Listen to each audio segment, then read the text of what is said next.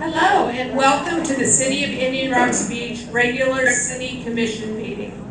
This is Tuesday, October 29th, 2024. This ordinary location of having it at City Hall had to be changed due to the damage caused by Hurricane Helene.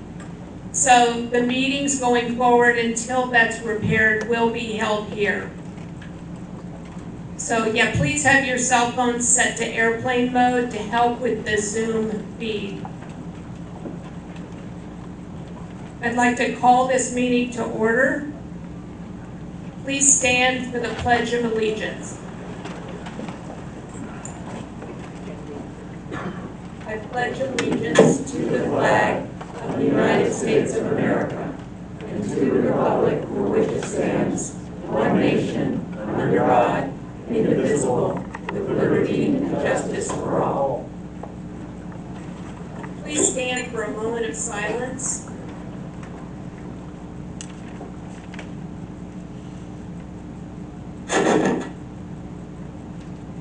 Thank you. You may be seated. Sure thing. Lauren, would you do the roll call, please?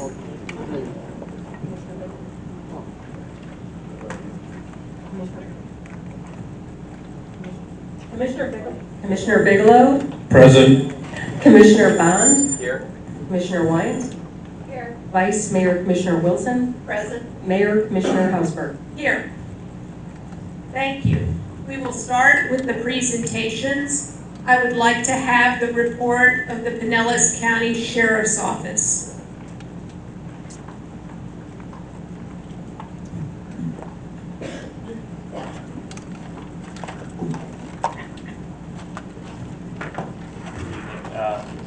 I'm here to present the September 2024 crime analysis report. My name is Corporal Griffin, Pinellas County Sheriff's Office.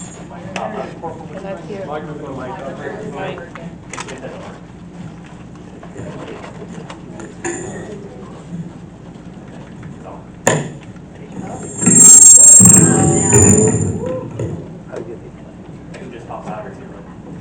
Yeah, let's see if we can just switch you out of mic because there's a lot of people wanting. There we go. So I'm here to present the September 2024 crime analysis report. Overall, there were no major crimes in the city in the month of September. Crime is down from 2023. There were 11 total arrests in the city, most for alcohol-related or domestic-related incidents, and there was only one crash in the city for the month. Did anybody have any questions? No, Phil. Okay.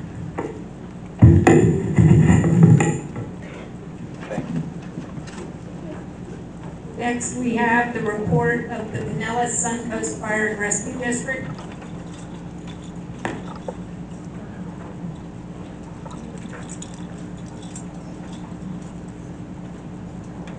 Good evening, everyone. I'm Jeffrey Davison, your fire chief.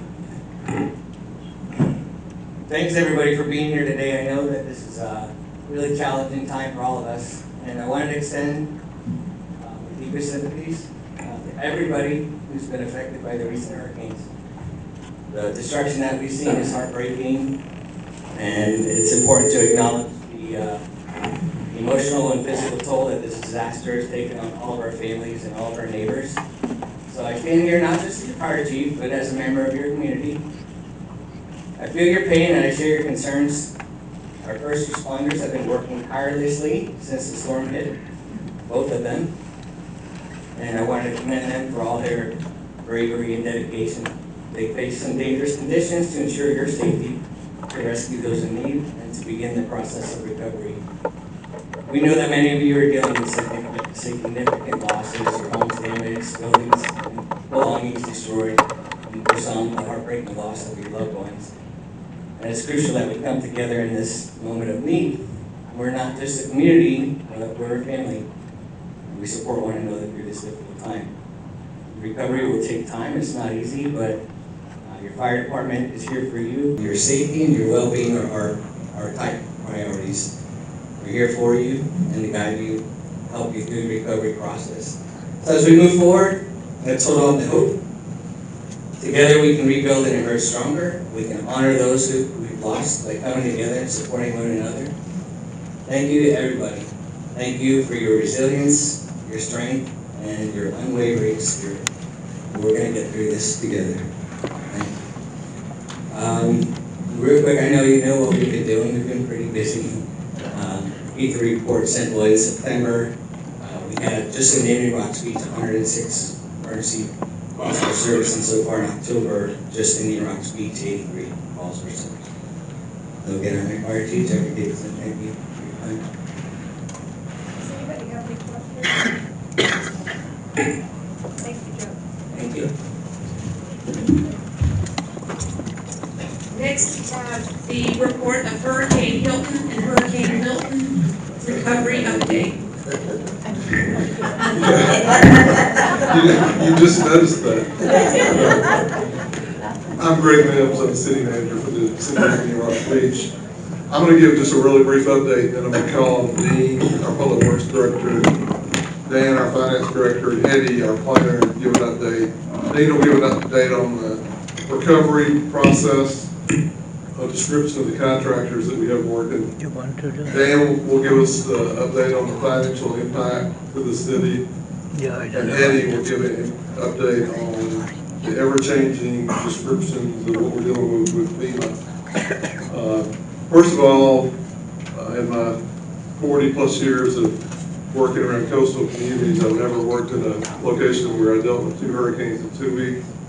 It's been an eye-opener, but I can tell the public that's here tonight and those that are participating by Zoom that I'm very proud of the 25 people that I work with. And they've been busting their cans to do what they need to do. Just a general description, we're in the process of reopening some park space. We listed on the website today what those reopenings were. Some are going to take longer than others. As you'll hear from Dan Carper, we had some significant damage to some of our facilities. Recycling has been canceled until December the 1st. And back a couple of weeks ago, as part of the effort to conserve our budget and to reduce our expenses, through a directive I gave to the finance director and a copy, of course, of the city commission, we cut $623,000 out of the adopted budget to try to offset the expenses that we knew were coming. And at this point, I'll proudly turn the microphone over to Dean, who's just been an awesome resource, has always been an awesome resource for the city, and he'll give you an update about where we are with debris, contractors and such. So go ahead, Dean. Thank you, Greg. Good evening, ladies and gentlemen. Debris management program. The city of Indian Rocks Beach commenced their debris management program on October 7th with 4 different contractors: Finke Brothers, DRC Emergency Services, Southern Road and Bridge, and the city of Rocks Beach. We still have 3 active contracts ongoing with Finke Brothers, DRC, and the city of Rocks Beach. And effective Friday, November 1st, the city of Rocks Beach will complete the hurricane debris cleanup with the exception of vegetative brush and white good appliances. Crews are actively in the process of picking up vegetative brush and white good appliances. However, due to the extreme volumes, it may take some time for the entire city to get there. I understand you haven't got your stuff picked up. However, debris management is a daunting and monumental task, and the city of Indian Rocks Beach appreciates everyone's patience and understanding during this time. Our debris monitoring program for debris management is being completed by Tetra Tech. Storm drain cleaning was completed by 2 outside contractors to jet clean and basic clean 54 locations within the city of Rocks Beach. We're readdressing several of these areas due to debris removal and street sweeping activities. Sand removal and dune walkover replacements, we utilized an outside firm, Calice Construction, and the beach accesses will be open on a segmented basis.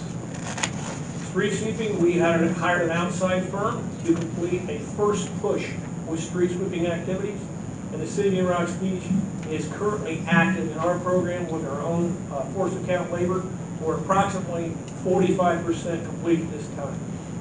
Our City Hall building demolition and renovation is being completed with Paul Davis Restoration, and a portion of the City Hall complex has already been taken care of. Thank you very much. Appreciate it.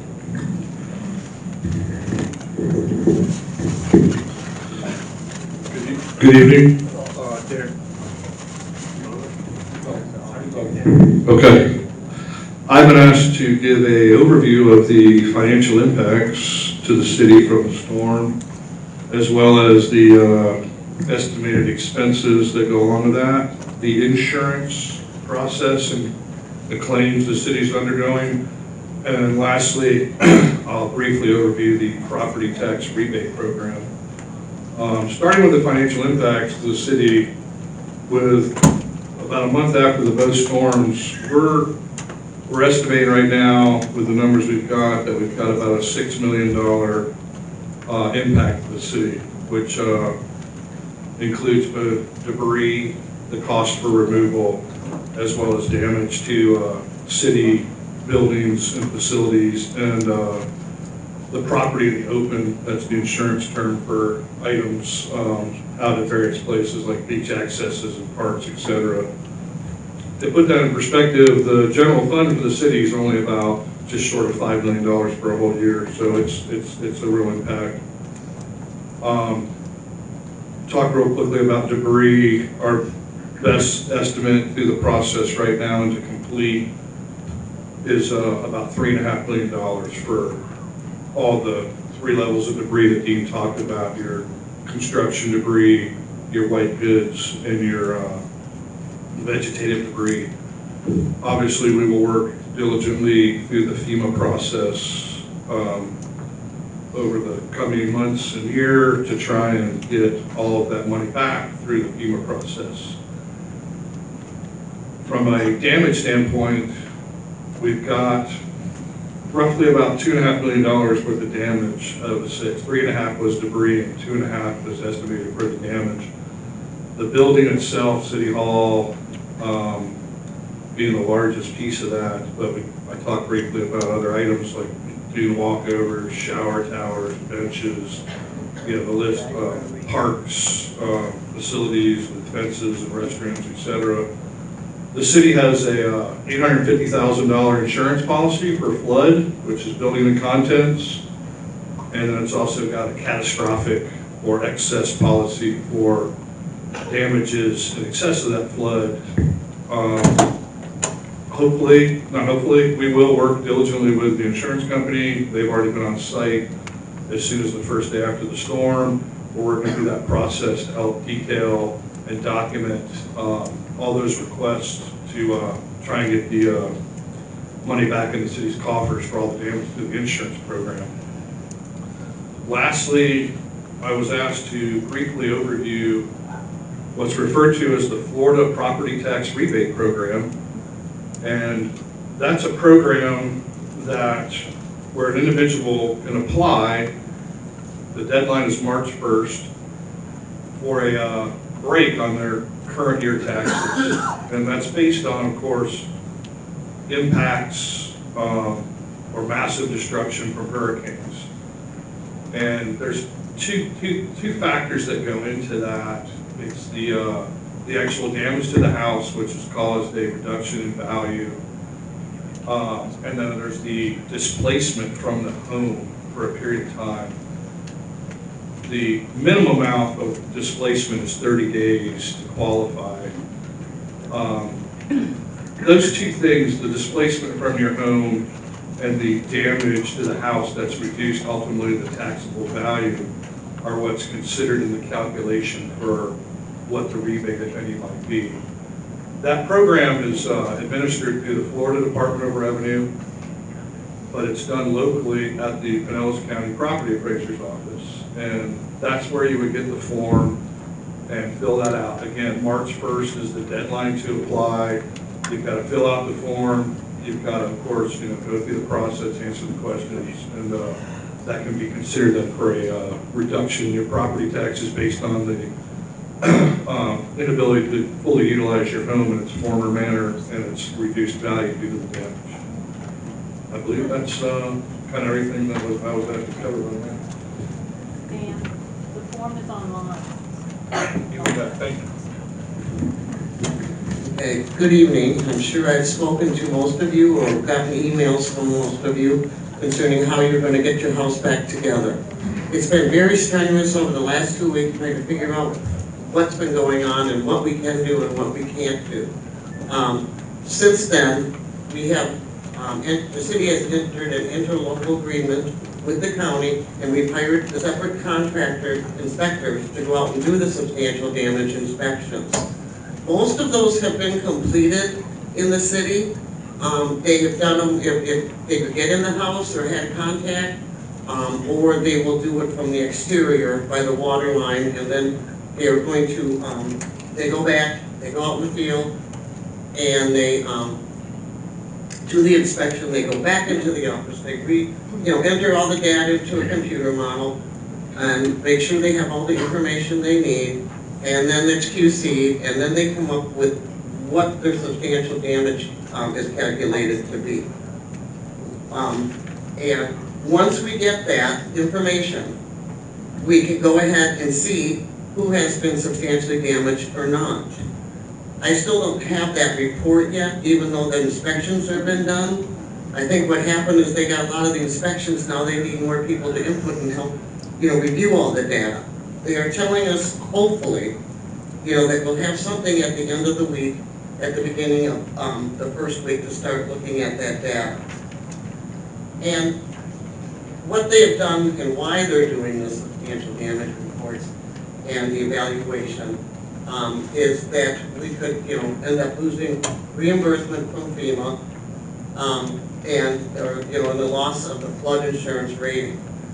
This happened down south previously in, I think, Cape Coral, and FEMA is worried, that they did not meet, that people did not get permits for their work that was completed after the hurricanes.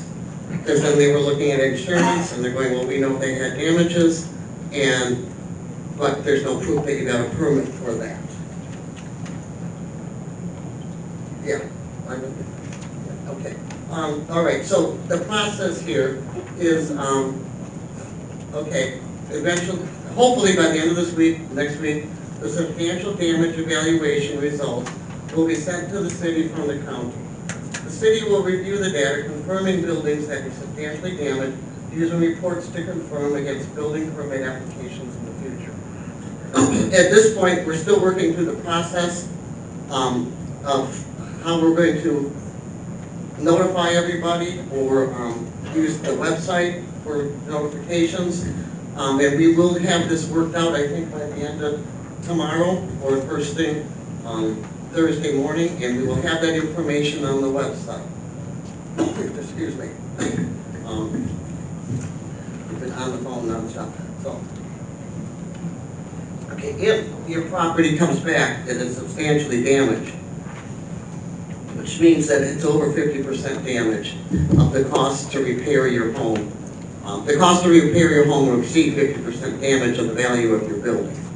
I think most of you are pretty familiar with that option.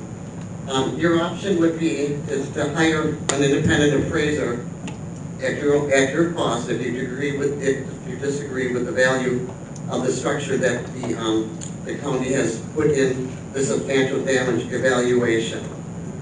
And you can then go and apply to the county to have them review your appraisal and to do the assessment. We're still working through some details on that. That will be in the website on how exactly that process will be handled. And then if it is substantial, if that option doesn't work, you have a option to rebuild the house to current standards or demo the house as it is. So from there, we'll be putting some information on there where you can get some more relevant information, a checklist for substantial damage evaluations that need to be submitted with your permit to the county. And we'll be getting all this stuff on the website. So if you are 50% damaged, if the damage is under 50%, we need to, you do need to get a permit, and they're saying drywall, base wall, doors, windows, cabinets, flooring, AC, water heaters, and roofs should all be included in that estimate. And then, excuse me. So at this point, we are trying to work through the process of how we're going to, review this list, get everybody's answers in. We're gonna probably have an independent, email address, hopefully like permit@irbcity.com, that will go in on the website. And so when you, determine that you're not substantially damaged, you can apply for a permit. We are going to utilize some more of our in-house staff to review those applications by the address, what the report says, and then we can issue approval letters for the work. So, it is a process. There's a lot of them, and we're still working through the details on that. Craig, did you want to add anything? Yes. Good evening, Craig Fuller with Civil Service Design Group. So I just want to maybe reinforce or hopefully help. The county has set up a system. We as Indian Rocks Beach have our system through the county. The county is our building inspector. It's not just the people in this room. So we are going to link a lot of those resources. We've found them, we've located them. They have a system set up for some of the items that you would need if there is a disagreement. For example, if they say you're over 50%, but you need this additional appraisal, there's a specific set of items. I can repeat it here, but it's a decently long list, so you don't remember each piece. So what I would suggest is taking a look at that link, say in the morning or tomorrow, tomorrow evening or the next morning, once we piece all of this together. An item that the attorney brought up to me was, please note that if you do a substantial improvement, meaning if you couple an improvement to your building at the same time as the damage occurred, if that goes over 50% collectively, you will also be subject to the same rules as far as having to improve to the current codes and conditions. I won't say this as a blanket statement, it should be a little faster if you know that you're substantially damaged and you want to fully demolish or fully improve to current conditions. But I'm not putting words in anyone's mouth. I don't think anyone, that's obviously not the desired direction. But with those, keeping those items in mind, we're going to try to set up a receiving email so we can have multiple people look at this, because we know speed is going to be an issue, right? The other thing I want to reinforce is that not the complete city will be ready Friday. It will be in groups, and we are absolutely hoping for Friday. We're hoping we have like an internal access where we can see what they've actually reviewed. They've reviewed most structures. However, they haven't fully gone through the process on many of them at all. So they're definitely in the process. There's very few that have not, but there's still some that have not. And I will say it's in your best interest to allow them, the inspectors, access, because then they can more fully establish how damaged the building is, or the structure. Thank you. Now we're going to move on to public comment. Any member of the audience may come forward, give their name and address, and state any comment or concern that they have regarding any matter over which the City Commission has control, excluding agenda items.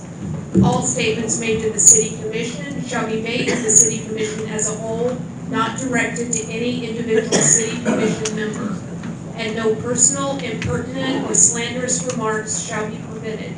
No speaker shall be interrupted, and no debate shall occur between the speaker and the City Commission. Would anyone like to come forward?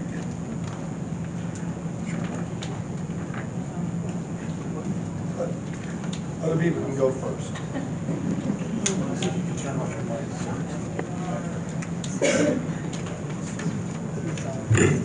Good evening, John Pansfield, 448 Hubbard Drive South. I'd like to start off by thanking our city manager, Greg, on the press release. I'd like to thank our city manager, Greg, and his staff for all the work they've done, and also the press release conference, whatever you want to call it, they did last Tuesday, was really informative and helped you understand about all the things that they have to do to accomplish what they did.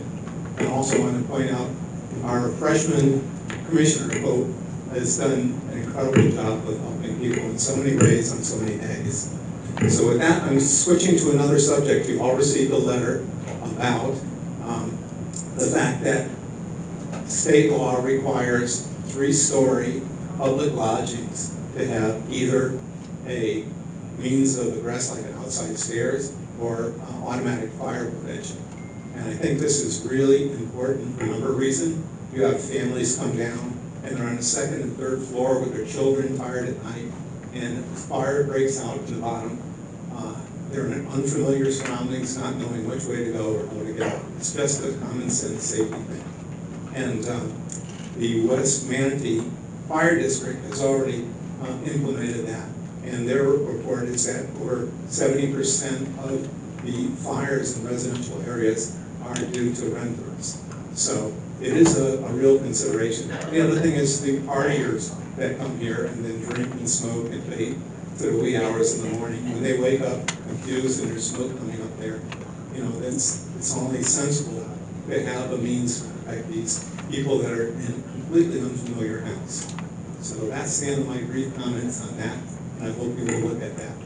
And eventually we want to get all the public lodgings treated as commercial operations that they are, and further that, hopefully get all these commercial operations out of residential areas. Thank you. Thank you, John.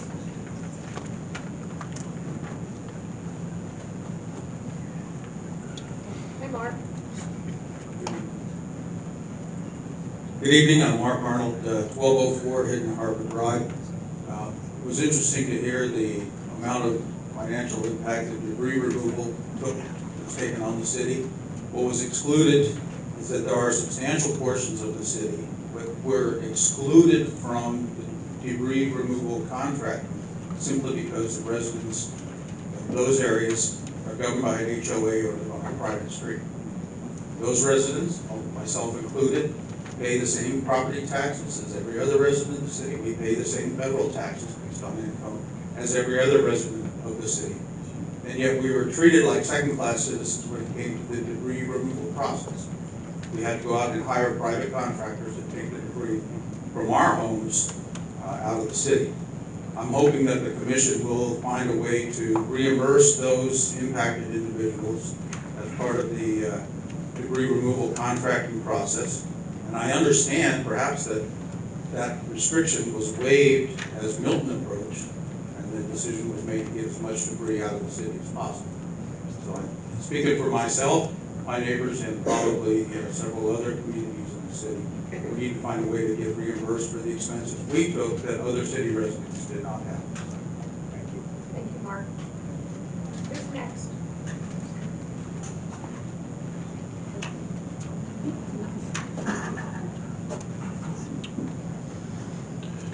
Hello, everybody. Darren Masters. I'm a contractor for 314 Hacienda. There's rumors going around that which this municipality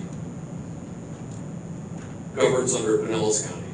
And the rumors are that there's not going to be any permits issued until FEMA independently comes out and assess individual properties.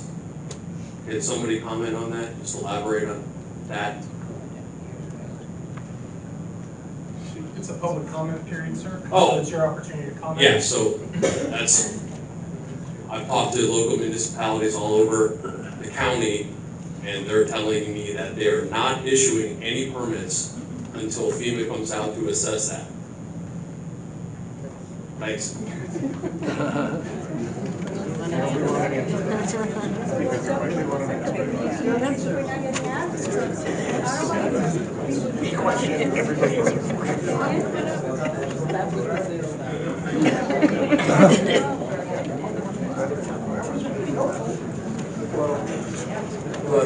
My name is Bob Colbert.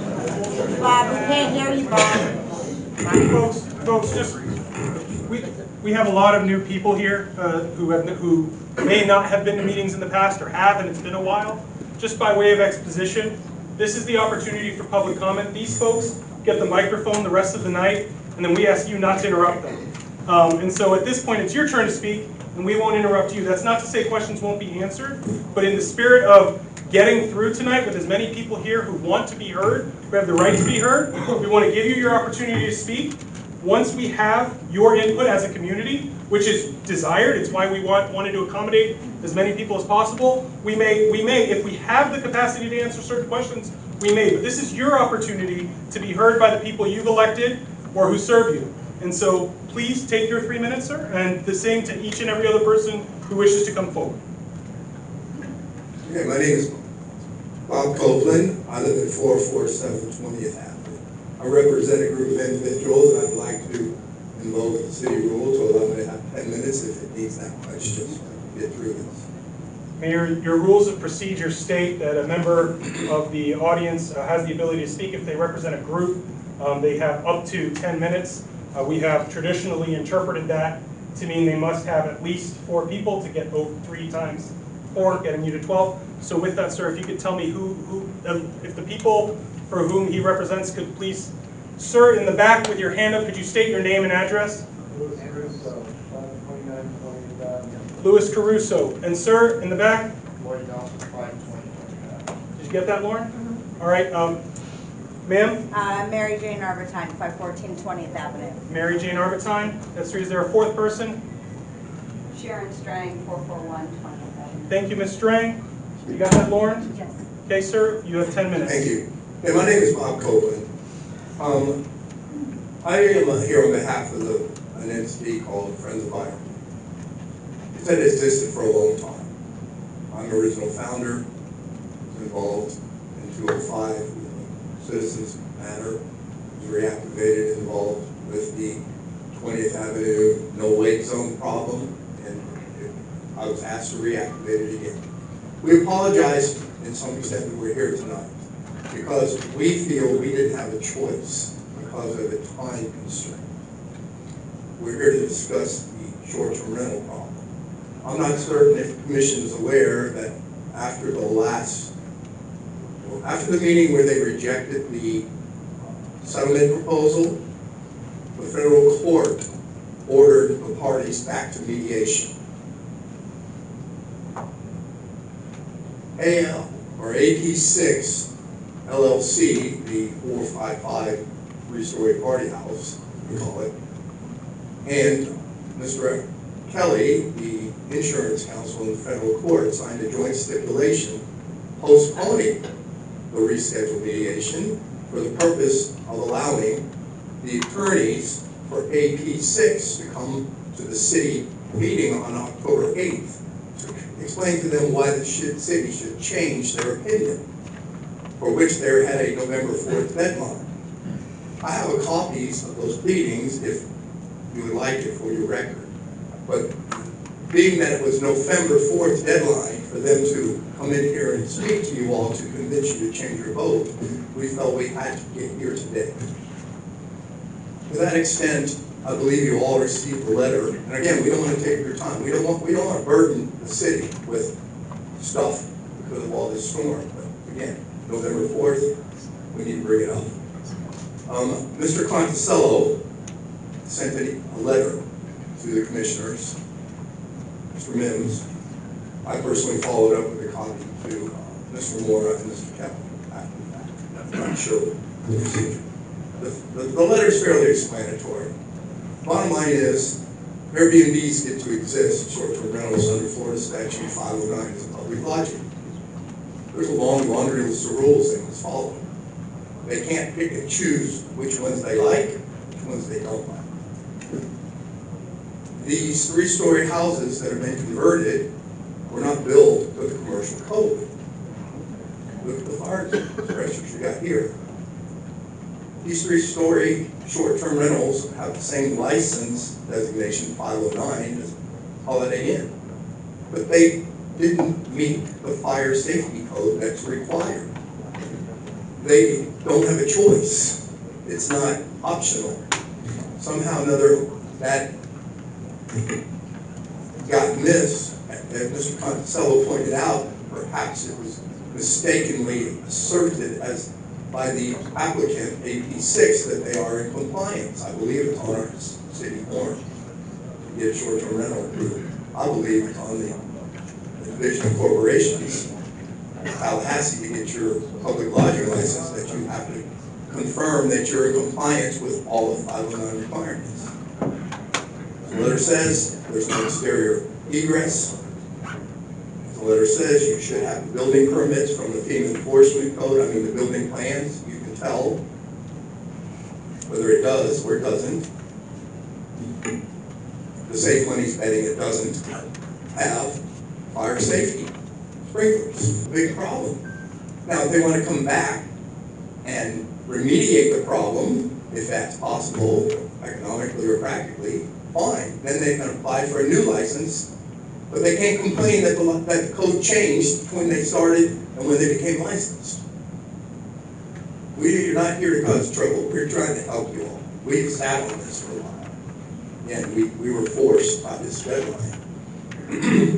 I sent another email this morning to the commissioners, Mr. Mims. I don't know if it got shared with Mr. Moore or Mr. Kelly. The email I sent this morning said, at this original meeting about the settlement agreement, many people had concerns about the expense of the fight, of the litigation. However, I now think the tables have been turned. I now think if you look at the picture that if indeed they were incorrect in their application and indeed their license gets revoked, now they are the ones that are at risk for paying Indian Rocks Beach attorney fees.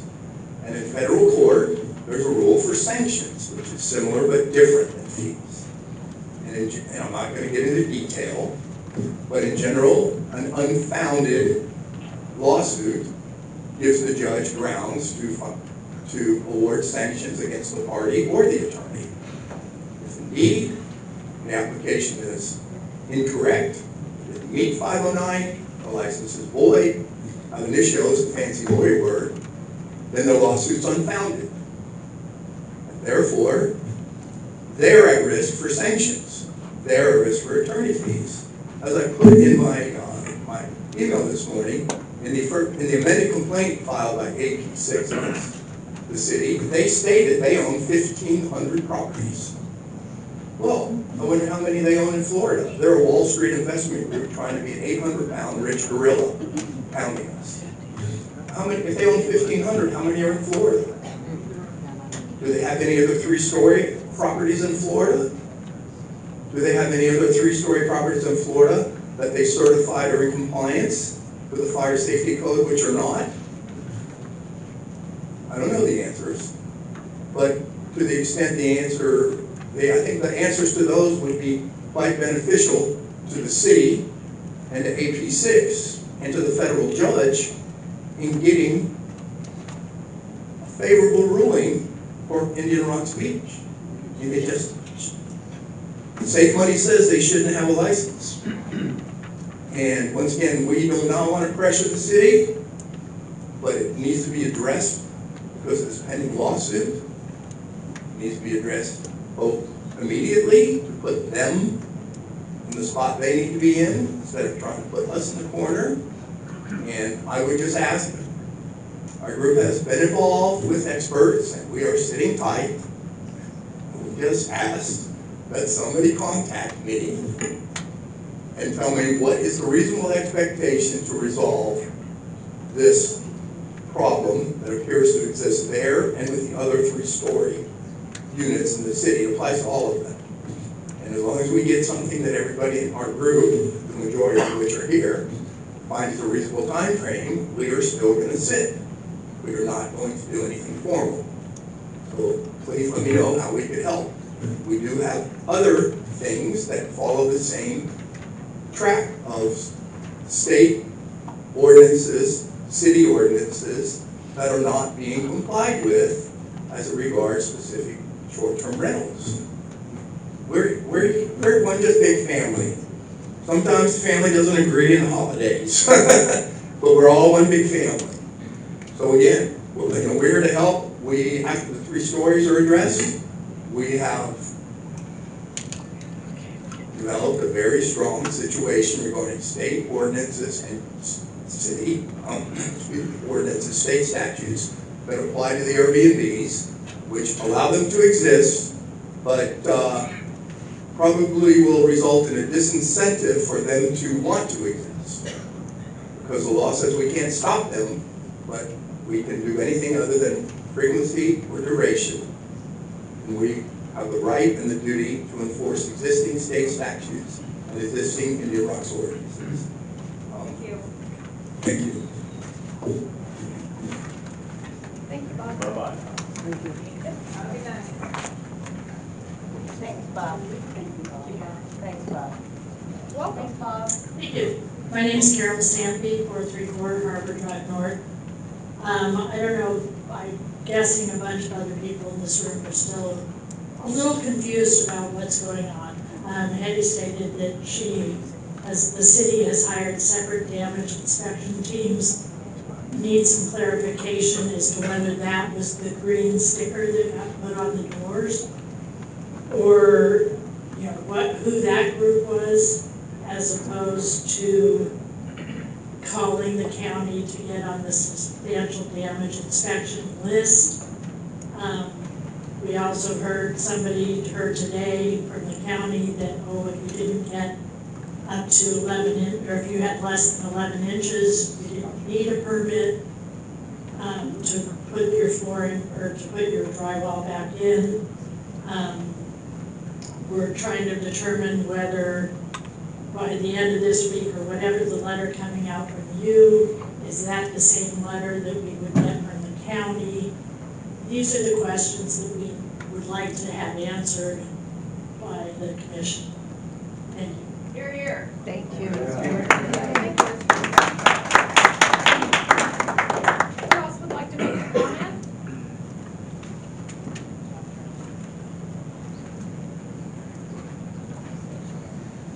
Hey, Don. What's happening? Don House, 2104 Beach Trail. Most of y'all know I used to build nightclubs, so I want to thank y'all for bringing that speaker over there. Kind of brings me back in time. Fond memories. So anyway,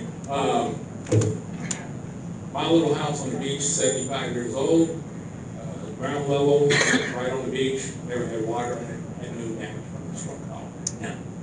Now, don't have a dune in front of it, didn't have one before it, and so I guess this is wood.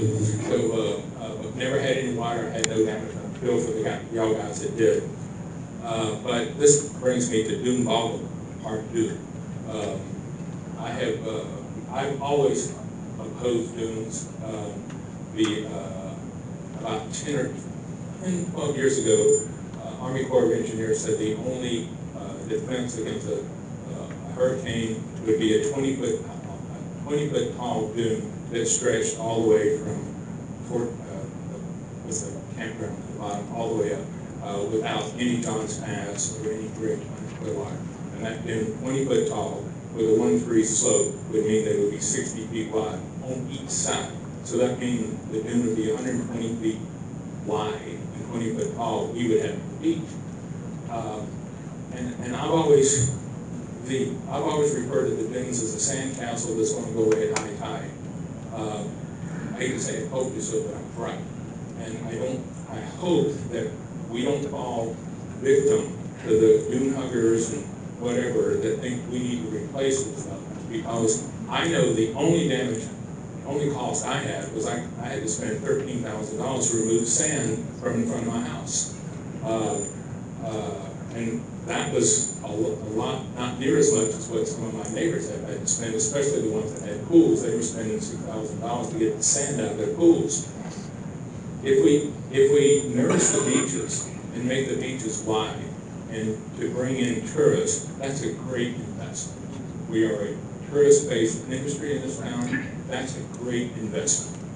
But to sit there and kid ourselves to thinking that any pile of sand that we put up there is going to provide protection. I've said this in multiple commission meetings, that the first line of defense is, in a storm, is my little house on the beach. If you're adventuresome enough to own a piece of property on the beach, and you're stupid enough to believe you're not going to have a problem, you need to go back and finish your GED and then look at what you're really into, okay? The first line of the defense to our coastal community is the people like me that own directly on the beach. And we expect some problems. Don, I'm sorry, but your 3 minutes is up. Okay, 10 more. Where's the little sign? I like that sign. Me now. Start going like that. Do one of these things, okay? So anyway, don't fall victim to this. Augment the beach. If you could hold your question for just a minute, go ahead and come on up. But Teddy, would you like to answer some of the questions that have already come up? Right. Okay, first of all, the green stickers they put on the house were done by the county initially, going around looking at the outside to see if it was structurally damaged. They did not do the substantial damage inspection. They just wanted to make sure that it was habitable. Also, do not call the county for any substantial damage inspections. The city is handling those. They have, like I said before, they have done most of them in the city. So whether they went in the house or out, did it from outside, I have a list of what they have gone through and what point you are. But I don't have the results of the substantial damage evaluation because that comes from the computer program that the subcontractors, the inspectors are putting together. Like I said, I won't have that information until at least the end of this week or next week. We did receive a letter from the county late last night that talked about being able to replace the drywall if you can prove that it's less than 12 inches. And by proving it means you have to have a date stamped picture of where the water is. I can approve those for reconstruction, or replacement of the drywall. But they said they had to be date stamped. And I'm still trying to clarify if it's just for me to review, or you have to give those pictures to the county too. So I'm trying to clarify some of this information. And I think that's everything that we're talking about. Thank you. How do you know if you've had a substantial report done? How do you know if you've had it done on your home? That's going to come out on the list? We have a program that we can look at. But you're going to publish that so we can all go on and click on our homes and see? Well, no, that's for internal use. And like I said, we're going to get through the policy and how we're going to give you that information because it's not done yet. Okay. So, and that will be on the website. Okay?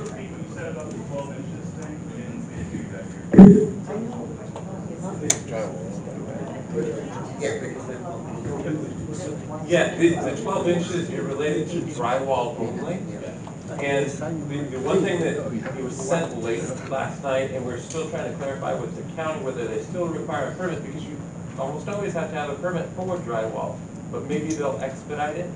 The 12 inches, the reason is so it didn't potentially go into your electrical system. That's the reason for the 12 inches. Correct me if I'm wrong, I think Pinellas County is not requiring a drywall permit under 2 feet. That's exactly, we're clarifying that, we believe that's true. That's it. All right, thank you. David Whiteside, 446 Harbour Drive North. I had a question about the electrical. I heard that if the water came over the electrical sockets, you needed it replaced all the way up to the board. The question is, one, is it just those sockets that were under the water, would be my assumption, and two, Would the cost of that be included, you know, under your flood insurance, or is that separate? So that was it. And does it have to be done before you start any of the other permit process? Thank you. Anyone else have a comment?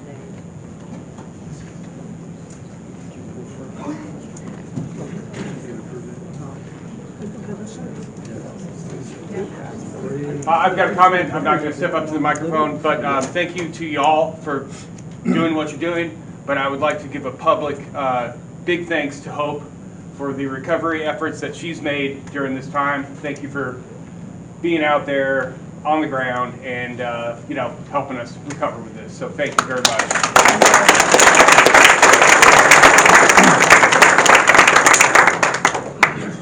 Hi, my name is Gordon Avarsky, 708 Beach Trail number B. And Mark, I just want you to know, you're not the only one that was treated like a red-headed stepchild. Beach Trail was almost impassable because of trash. And we had to hire some people ourselves. I want to talk a little bit about, I heard a couple of things about the dunes, but John House said something about $13,000. I had 40 tons of sand on my back patio. I could not re-enter my house when I was allowed to come back. However, I do want to thank the police for doing what you did, and also the firemen. But there was 40 tons, that's 80,000 pounds of sand that was on my patio that had to be removed in order for me to get back into the house. There were a couple other issues that will be addressed by someone else, but I just want to say thanks to the firemen. I've also heard rumors that they're going to try and put sand back on the beach, and I would recommend strongly that they don't, because it's going to end up on my patio if we end up with something like that again. And that's just fact, folks. The dunes did absolutely nothing other than move the sand and destroy all my fences and everything else on my property. Thank you. Thank you, Gordon. Morning.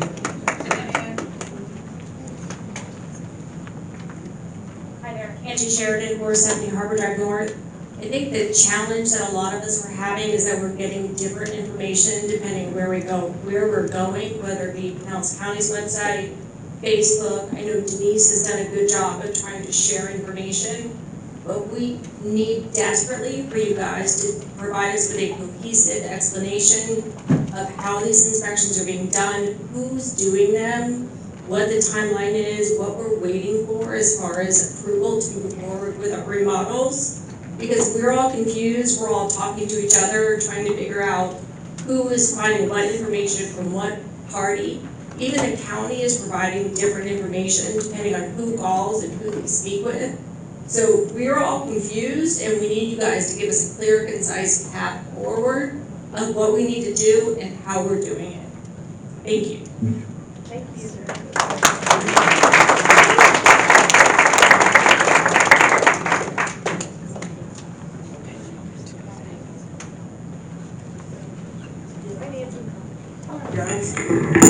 Nancy Barsky, 708 Beach Trail, and I am the other half of Gordon Barsky who's going to fill in the blanks. First of all, I want to thank Denise Hausberg. Way above your pay grade. Honestly, I mean, you went out of your way to help everybody, including me, during a tough time. I know it certainly wasn't her job, but she stepped up and swung at the ball and made contact most of the time. Denise's dedication almost made up for the disgusting treatment I received from our city manager, but not quite. When we returned from Helene, as Gordon said, we had 40 tons of sand blocking all of our doors. We couldn't even get the doors open in order to air the house out. Beach Trail is a sand road, and it's maintained by the city. It always has been. For 30 years, I've called Dean when the garbage truck goes in a hole and can't get out, and Dean has never let me down in 30 years, comes out and fills up the hole. When I couldn't get through to City Hall, I learned that the damage was so extensive to City Hall that there was no communication. And I reached out to Denise, who contacted the city manager. And his comment was, she fought me years ago when we tried to pave it. That's what I was told. It wasn't, geez, Nance, we'd really like to help you, but we don't have the resources and we can't get out there right now. What he told me was, I fought him years ago. Just so the record is straight, I came to the meeting that night. I didn't know anything about Beach Trail being paved. I was there to talk about the beach restoration. And Mary Rose Holmes said to me, do you know they're paving Beach Trail in the morning? I said, no, I had no idea. She threatened to lay down in front of the steamroller to keep it from being paved. Lee Wilkerson, who owns the nicer resorts in our town, came in and said, my properties are gonna flood. And I agreed with Lee Wilkerson. The city manager had to get up and call the contractor and call it off for the next morning. And now I got that thrown back in my face at a time when I could not get into my house. I don't know about you guys, but I don't want to keep paying a guy that treats any citizen that way. This is wrong. He should be told it's wrong. He should be told who's paying his salary and what his duties are in maintaining a city street. Last I checked, is one of those duties. Thank you.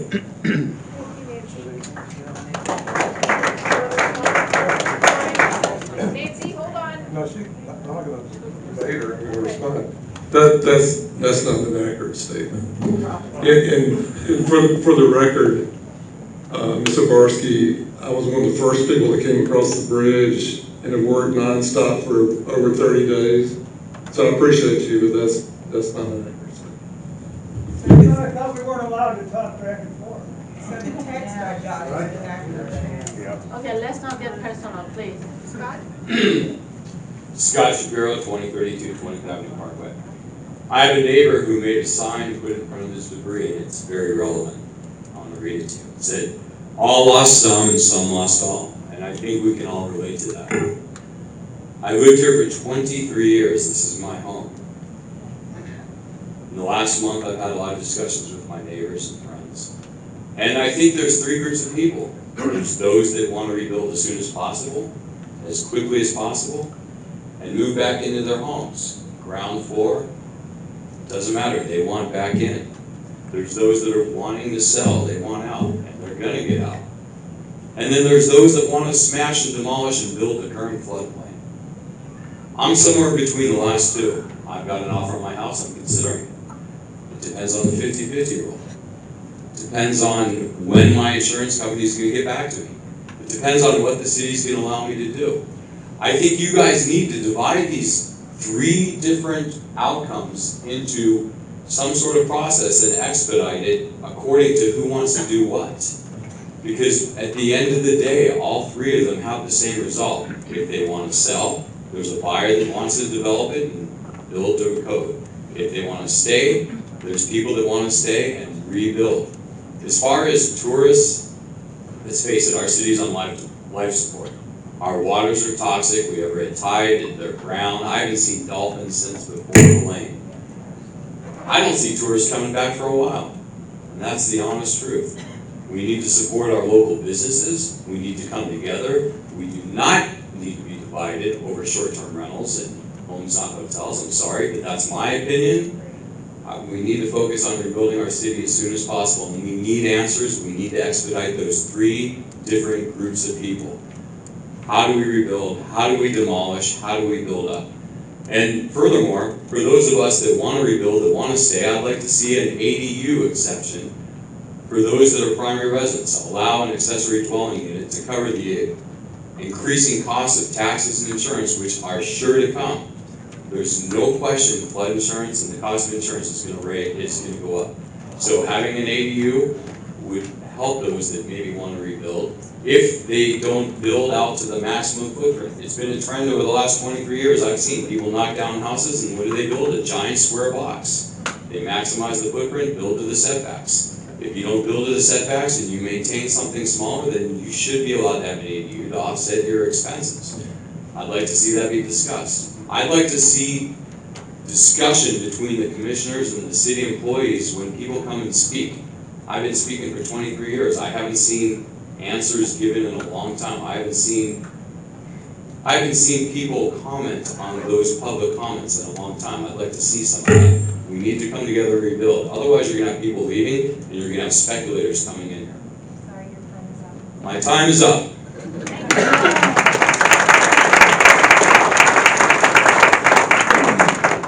Is there anyone else who would like to make a comment this evening?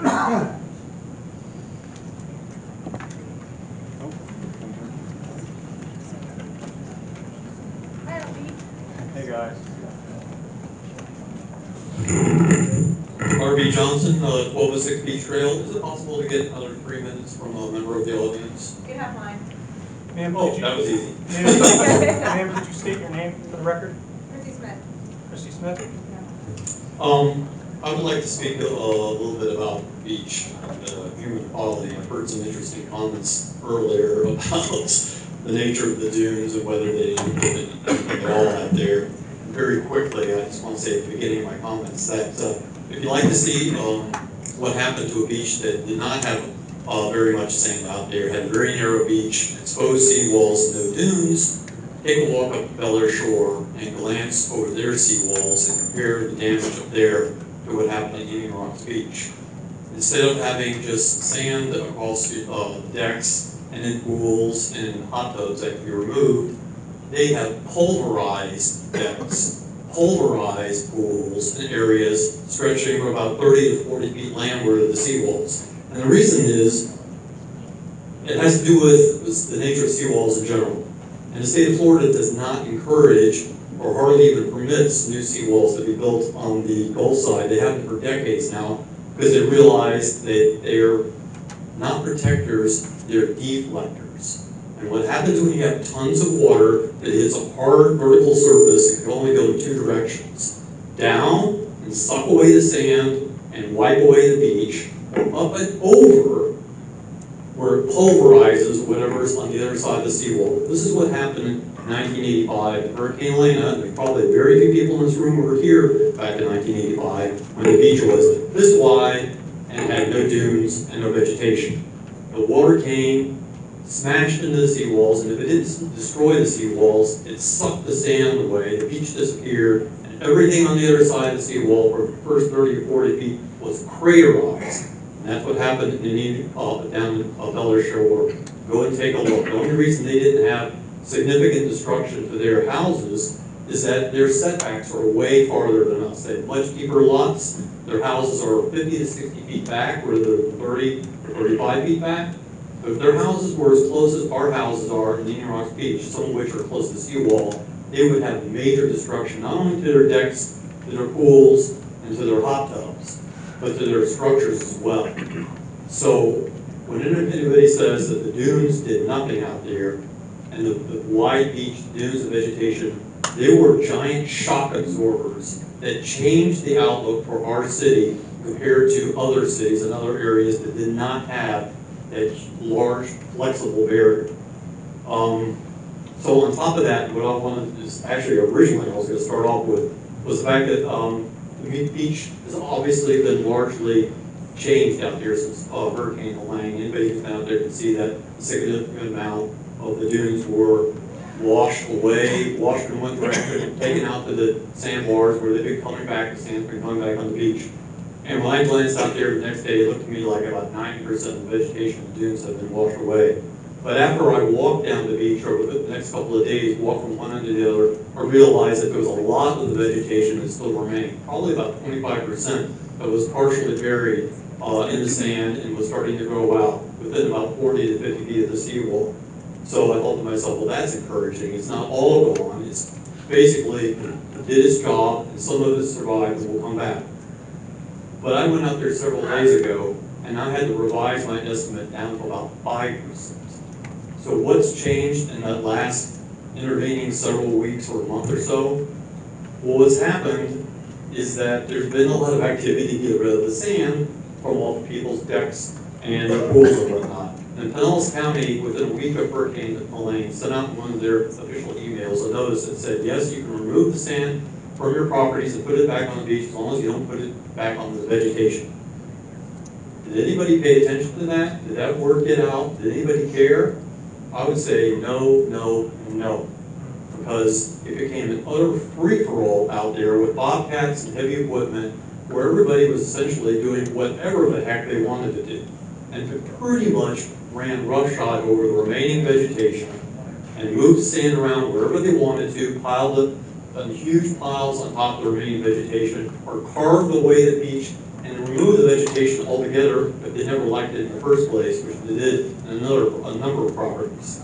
So basically it was just pretty much the wild, wild west with no supervision, nobody to say boo, nobody to say anything about how they should be conducting themselves out there, which would never have happened before Hurricane Helene, when we have all the signs that say, don't tamper with the dunes, don't tread on them, don't damage them, don't damage the vegetation, et cetera, et cetera. It was just the opposite in the last month or so.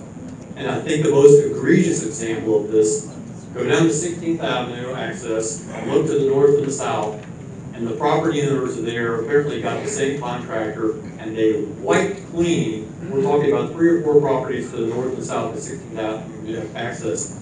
Anything that remained, and then some. It's a wasteland, and there's nothing left. And I even notified the city about this, but after that, they still went ahead and finished off the job.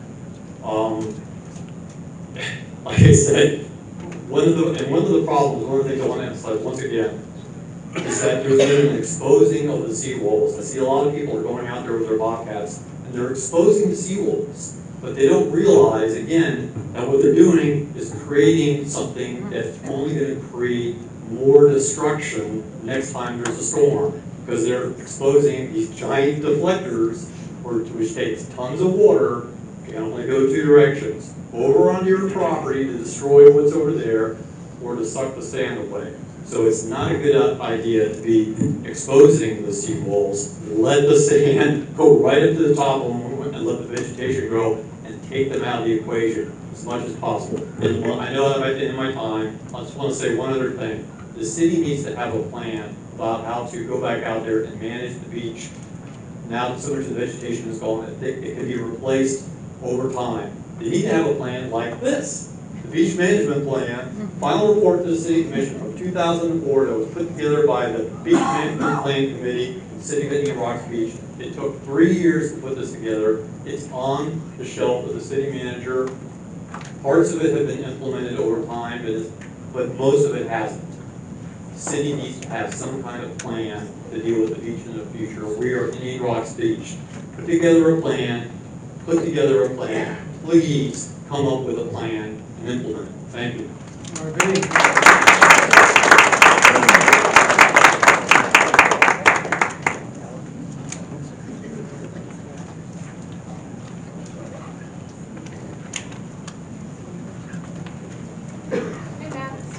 There. Matthew Bear Club, 211 Left Avenue. I wanted to echo Scott's statement here tonight.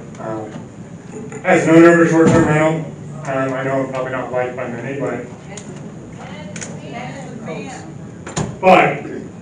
I stood up here multiple times. I ran in front of this commission for an open position. I'm still here. I'm not leaving. I'm contributing as much as I can to the city, and I've been working with the mayor in ways to help find housing for families who've been displaced. I myself am housing a family who has a daughter at Amona Elementary at a very inexpensive rate for the family to help them stay in school. I think those are stories that people here don't understand and don't get to hear because we're so consumed with this vitriol and this dislike of people who don't get to live here full time. So, there's a lot we can go do. I have a triplex with multiple units. It gives me the opportunity to subsidize some of the costs of property taxes and insurance while providing a venue for families to visit. And today, I want to again thank Scott for bringing that up. I hope the commission can relook at what the county has offered in St. Petersburg around additional dwelling units and think of that as an option. And I asked everyone's heart to maybe change a little bit around this dislike of people who don't get to live here full time and just get to visit. Because There are some really, really nice people out there. And there are some people here tonight that maybe don't get to tell their story, but I'm telling the story. So I appreciate the commission's time tonight, appreciate the audience, and God bless them.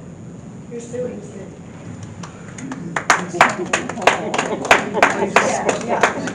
I have to protect my rights, Folks, just like you're suing this person. Folks, it's your opportunity to address the commission. Please keep your comments directed to the commission. Would anyone else like to make a comment? Would.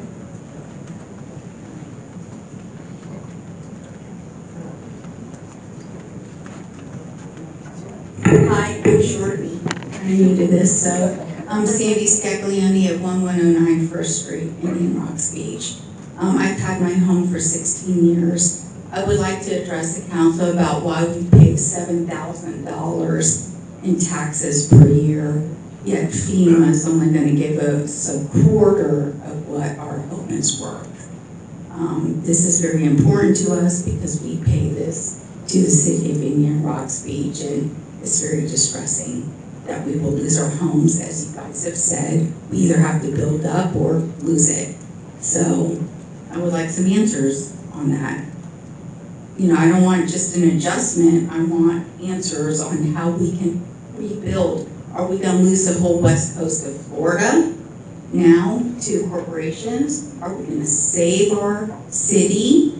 Or are we just gonna let it go to the corporations? Thank you, that's all I have to say.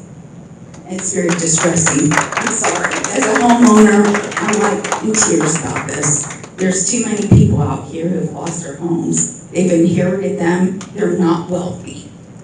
You know, we can't just let all these concrete block homes go. I understand homes that are, you know, wood and other things that have been distressed for a long time, but homes that are rebuildable, we should let them. It's a 120-year flood, come on. What are we gonna do about Asheville? FEMA gonna destroy North Carolina too? And let us destroy the west coast of Florida? I'm sorry, but I'm a little angry. Thank you.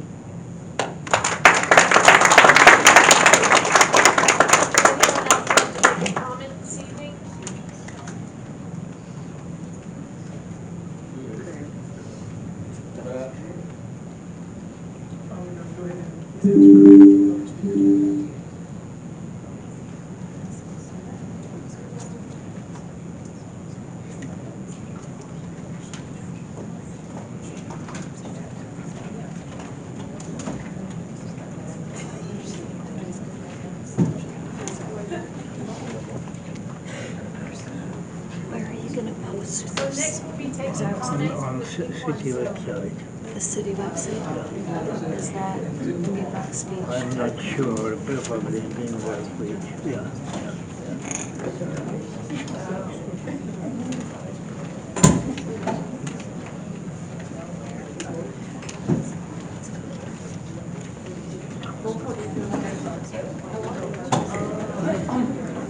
Just entered a comment into the chat window. Haven't had any response. Would anybody from the Zoom meeting like to speak? If so, please go ahead and raise your hand or unmute yourself and disclose who you are, please.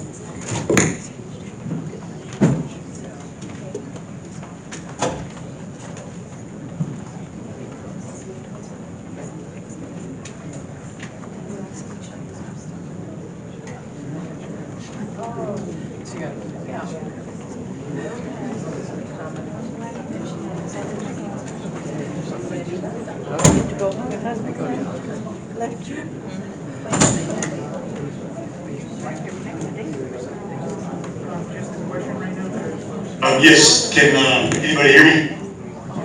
Yes.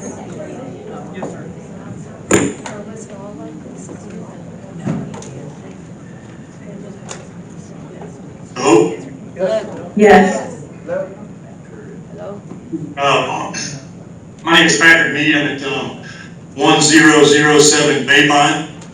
I just would like to see if someone could address the links that I put in the messages as well as emails that I sent. I found a link from FEMA regarding do not wait to begin cleaning or making repairs. It references only permits needed for structural damage. So I'm wondering how that document and directive plays into account.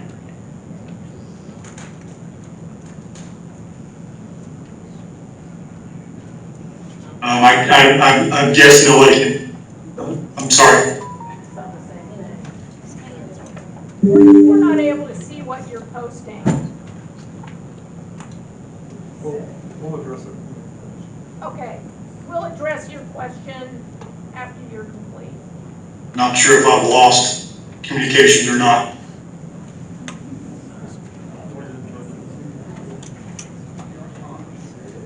So, this is the city attorney speaking. We'll address questions raised during public comment at the conclusion of public comment, but your question is duly noted.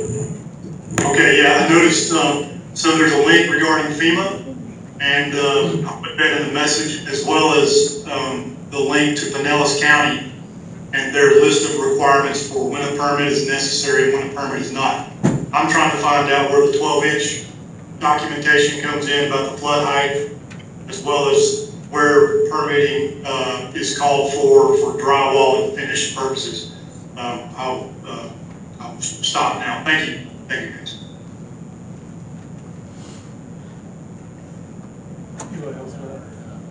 I would like to make a comment, please.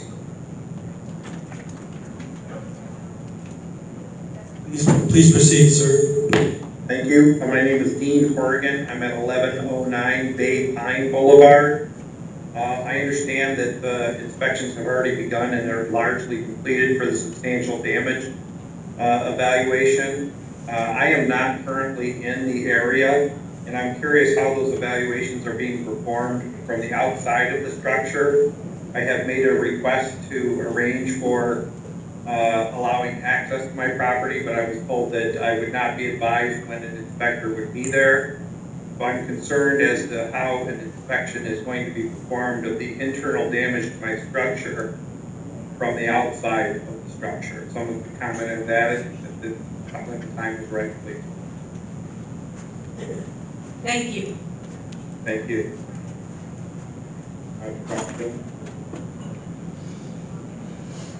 Please proceed. Darren Jaskowiak, 422 20th Avenue. It was commented by staff or the city that certain improvements would be calculated in the FEMA 50% rule, and specifically roofs, which may not be covered up under a flood, and then code required improvements like electrical. From my reading of the FEMA guidelines, those should not be included in the 50% calculation, nor should additional improvements, should somebody upgrade their cabinets, as an example, it should be like for like per the FEMA guidelines. And that just all falls into the consistency and accuracy of information. I think FEMA has a history of misinterpreting their own guidelines. That's well reported, and I would just ask that the people responsible look directly at the FEMA guidelines and not rely on some bureaucrat's interpretation that may not be accurate. And by the way, thank you for all your work on this. I know this is very difficult. I appreciate everybody's efforts. Thank you. Thank you.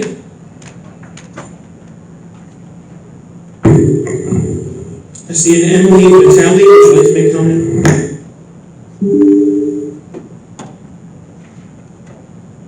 No, I'd just like to try and get everything rolling together in sync. We hear you. Thank you. You're welcome.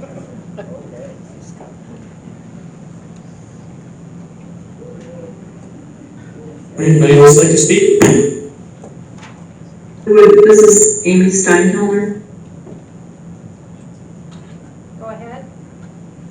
May I make a comment? Yes. Okay, 730 Beach Trail. I was one of those people with Mary Rose Homes that was gonna sit down on the trail when it was threatened to be paved. And the only way we found out about that was a contractor dropped off a flyer at my front door saying this was gonna happen the next day.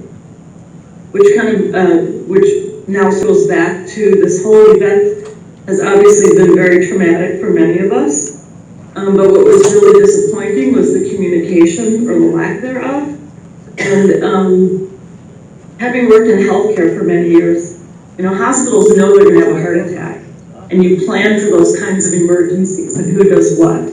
I just hope that the lesson we've all learned from this is that there has to be a more comprehensive and clearly communicated plan, or at least some kind of communication from leadership. Because everybody's scrambling around, what do you do with the sand? What do you do with that? Leadership, I think, could learn a lesson from this. We're all looking for information, and that's what we vote for you to do, to lead and to guide the community in the recovery, as well as that very acute phase of the disaster. I know this is not easy stuff for anyone, but I just appreciate the efforts and hope that we can learn a lesson from this. There's a lot to be improved on. Thank you. Thank you. Any other participants from the Zoom meeting? Would you like to unmute yourself and introduce yourself, please? Yes. Tim Bill, 349 Law Hospital. Please proceed. Just want to make sure that I think it's already been commented tonight. Just make sure that we have a plan and it's one that's concise so we know how to take steps ahead. That seems to be the biggest problem is what's happening so far. It seems like it changes on a daily basis based on who you speak to. If we just, when you guys get to that point, just lay out a plan, whatever it is, so that we can move forward. I think you'll have a lot happier residents, and I do appreciate all the hard work. I know you guys are working hard. Thank you. Thank you. City Manager Mims, I don't see anybody else who's unmuted their mic. All right, then let's close the public comment. If you want to.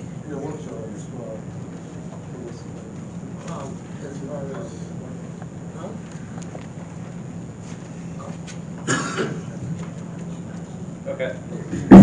Hello? Hey, this is, make sure it's on. Craig Fuller with Civil Service Design Group. I work with Teddy. There was a question, I believe, from Mr. Whitehead regarding electrical. We can't make the call on what exactly has failed because water's going into it. So that would be either a contractor or someone else making an adjustment on that. I don't know whether it's just an outlet, but I would say that assuming the site that we're talking about, if it is a single story, I would wait for the SD review, which is to say they have to make a concurrence that it is under and that you wouldn't have to upgrade. It is part of the overall permit for everything. So it's not like it's going to be a piecemeal, you can do just this piece, then this piece, then this piece. They are going to ask for everything all at once that's going to be done because they are going to be flooded. The county is going to be flooded, obviously, with permit applications. Ms. Sheridan, there was a question about a cohesive explanation and a timeline. So there is a set of policies and procedures that the county has established. So we have contracted with the county to have our own separate inspections done. We are proceeding through that at this point. Again, we're, I would say 80% through probably the buildings being inspected. I know that's kind of a follow-on, well, how do they do it from outside? There's a significant number of photos and they look inside, and based on the rise in the level, they estimate what's been damaged. There's a dollars per square foot based on a house. I know that's not always fair. That's why there's always the option, and again, this is kind of given after, and I'm not saying this is your first route, but if you disagree with the estimates that have been provided, there is always the option of getting your own appraisal done, and there's a set number of procedures you have to go through. We're not proposing to run that through us because that's a call that's made by the county. But it's the reason we're waiting for at this time for the substantial damage assessment. In some of the earlier storms, that wasn't done. Things weren't put back to code, and they required full demo after and full rebuilding. So that's why we're not moving at an alarming pace, just pushing it, trying to get everything done. I do absolutely sympathize with the position that everyone's in.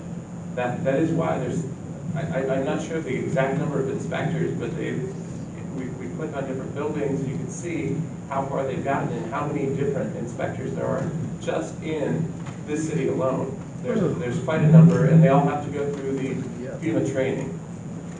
So.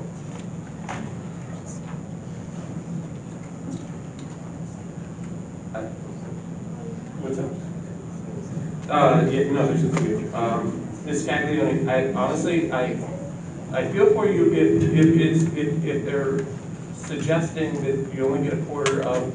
It's a quarter. I have no idea. I honestly. Hetty, I've talked to you multiple times. I love Hetty. She's great. She's fantastic. I tease her all the time, but that's because we worked together for quite a while. And she's a little shorty like me. But I know, so the point of this program and the reason they set it up, it was kind of in response to Hurricane Ian.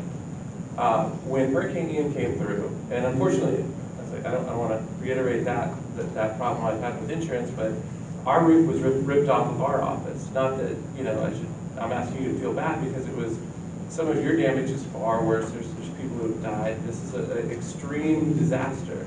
So what happened down south is some locations were so substantially damaged that they were not structurally sound. And they decided to move forward and kind of permit some construction and maybe have other groups construct things that were not to code. They had to be ripped down. So that's something we're trying to avoid. The other problem with that is if you move forward and FEMA says, hey, Ms. Maglione, you repaired it, but, and I'm not saying that this is true, but your house was found to be substantially damaged, you would not get the reimbursement. And that would be obviously a serious problem, even if it's only a quarter. I mean, I'm not suggesting, but that is why I will say, if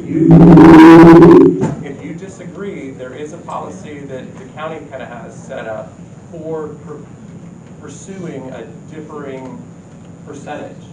And that's it.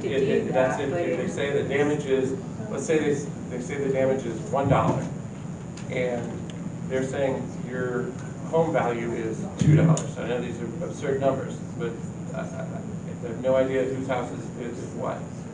If the actual value is, let's say, 3 to 4 times what they've said it is, based on that calculation, you can appeal it. That's a method to go through the county for. Well, I hope so, because we're paying the taxes on the larger amount.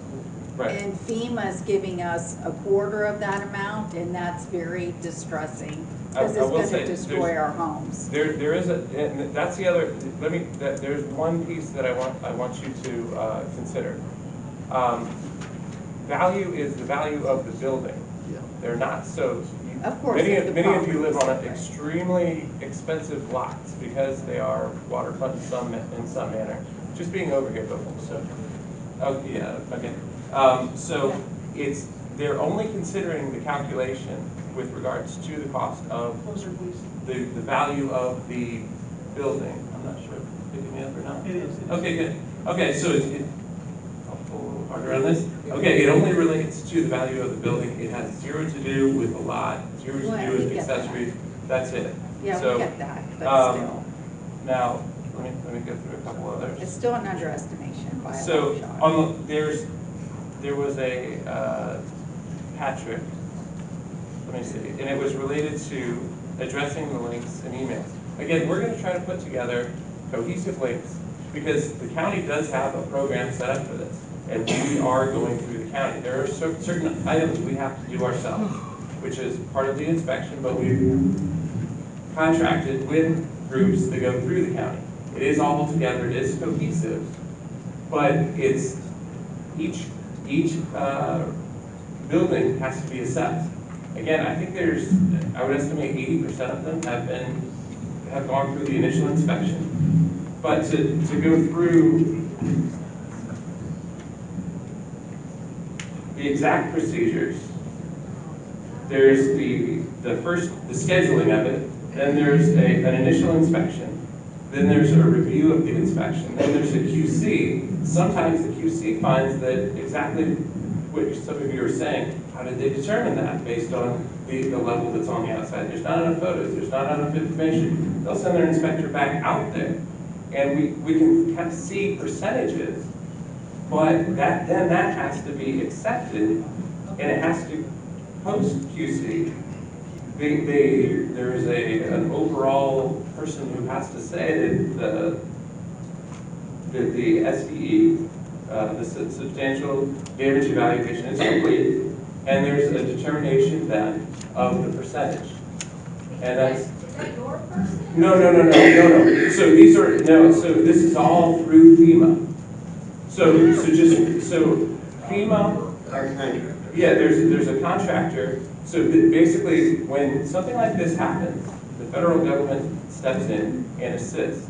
However, there's certain things that the city has to pay for on the front end, which is the inspection team that is trained and operated by FEMA. They'll trace the exact area of a home, and they'll know how many stories. They'll look at the property appraiser data. That's how they get these numbers.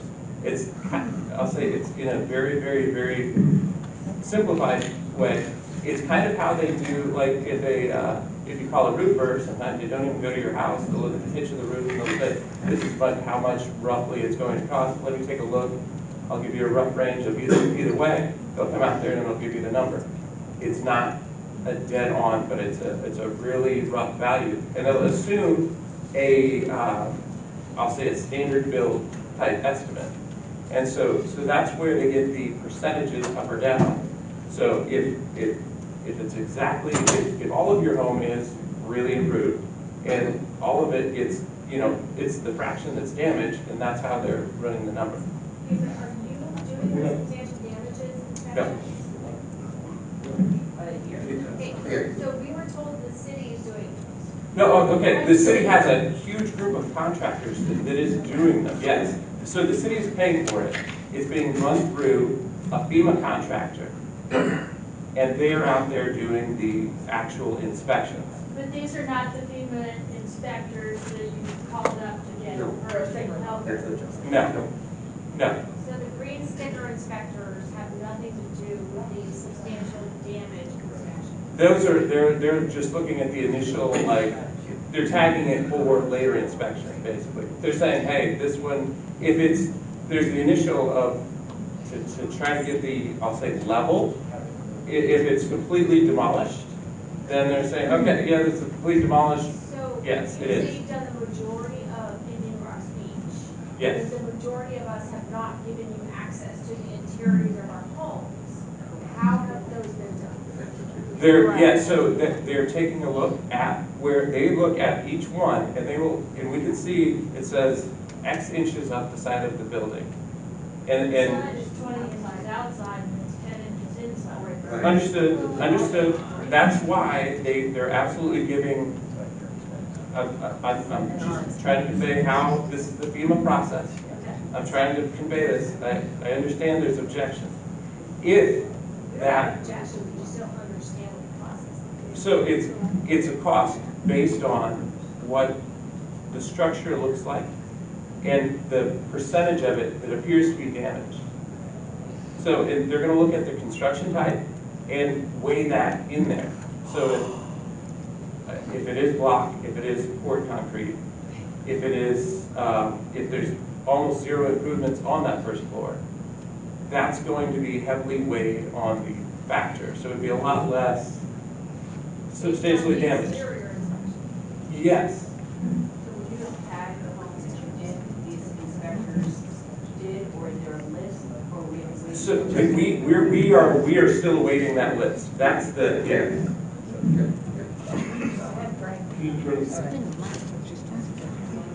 So what I'm doing in the morning is I'm having a conversation with one of the county administrator's assistants. And we're gonna come up with a way in recognizing that we don't even have this information yet. Hetty said 3 or 4 times that we may have some of it Friday, we may have some of it the first of the week. What I would like to do, because there's been calls at City Hall about where's my letter, where's my letter. We don't have the information to give you a letter. What I'd like to do, I gotta make sure that it meets FEMA requirements, the county requirements. As we get the information from the county, we would post on the city's website by address the results of the inspection. And under that, it would have like option A and option B. If you're okay with the results of what the FEMA inspection revealed, then you would just go through the permitting process for your permit, and it doesn't work. Still need a letter from you. No. Yes, we were told we need a letter from Hetty saying. Ma'am, I just said, I'll try this one more time. I just said that to expedite this process, instead of doing individual letters, what I'd like to do is post, like in a spreadsheet, the addresses where you can log on our website, look and see what your percentage is. And then if you're over the 50% and you want to challenge it, there would be an explanation about the exact process that you would go through to appeal the decision. If not, if they tell me tomorrow that we have to do individual letters, and I'll pull 2 or 3 staff members, and as we get the information, we'll have to issue letters. I don't think that's the most efficient way to do it. I think it'd be more efficient to have it on the city's website. You can look it up yourself, see what it says, and you have option A and option B. Option A is I'm good, so you would just go through the permitting process, Hetty would sign off on it. B would be if you're over the 50% and you want to challenge it basically, then it would lay out in a paragraph what you have to do that.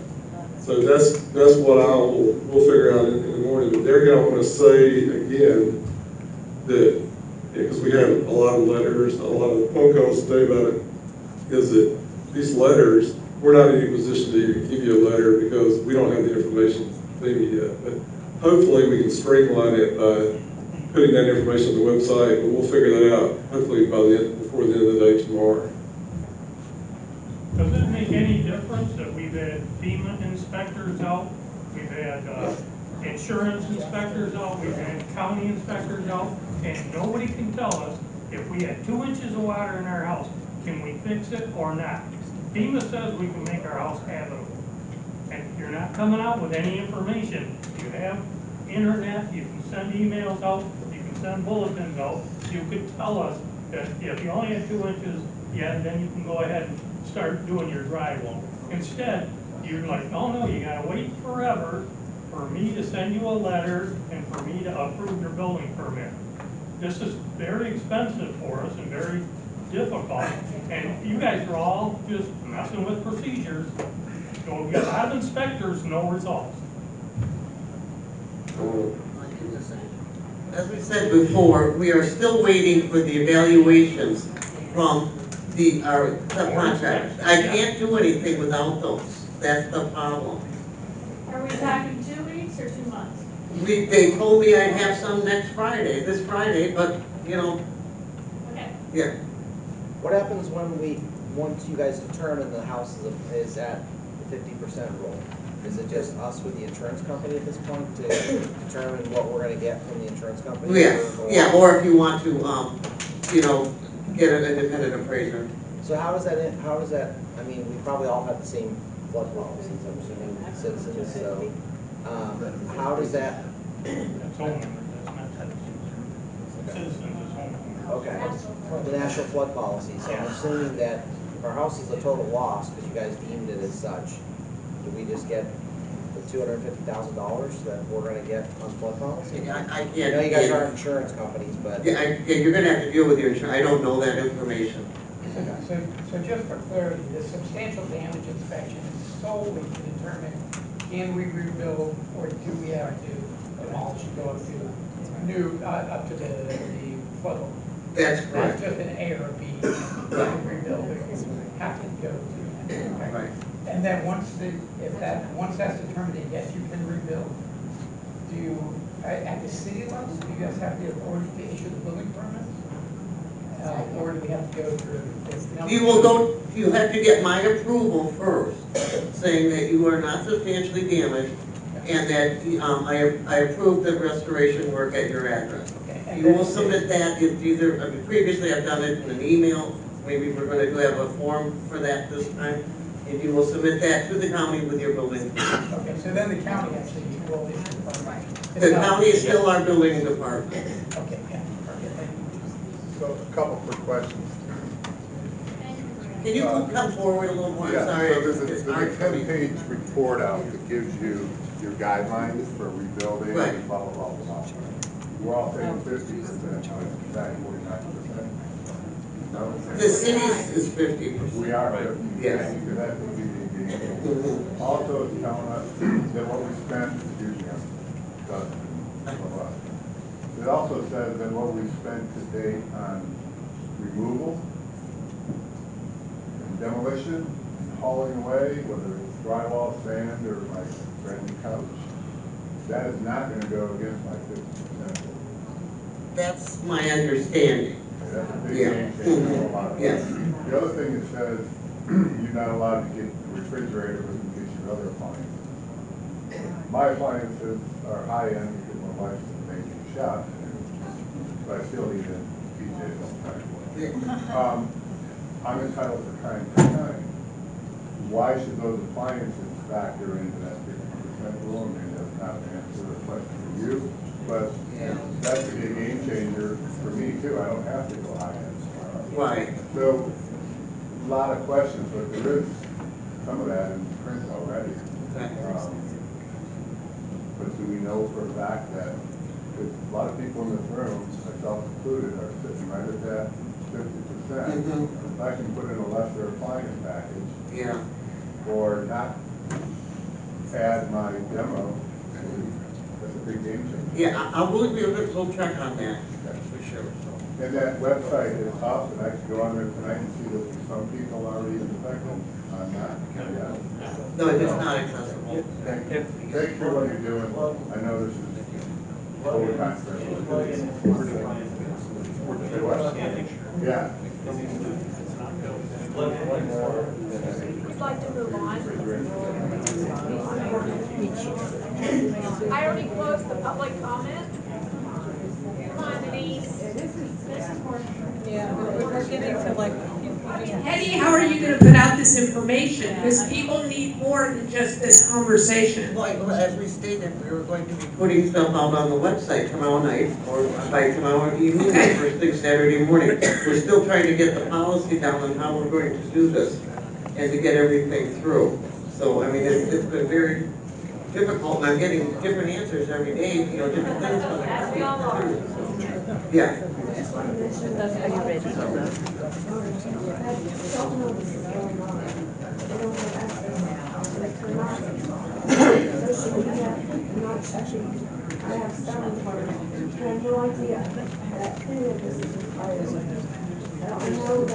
Well, they probably have been, if they're trying to get a permit, they've emailed me or called me.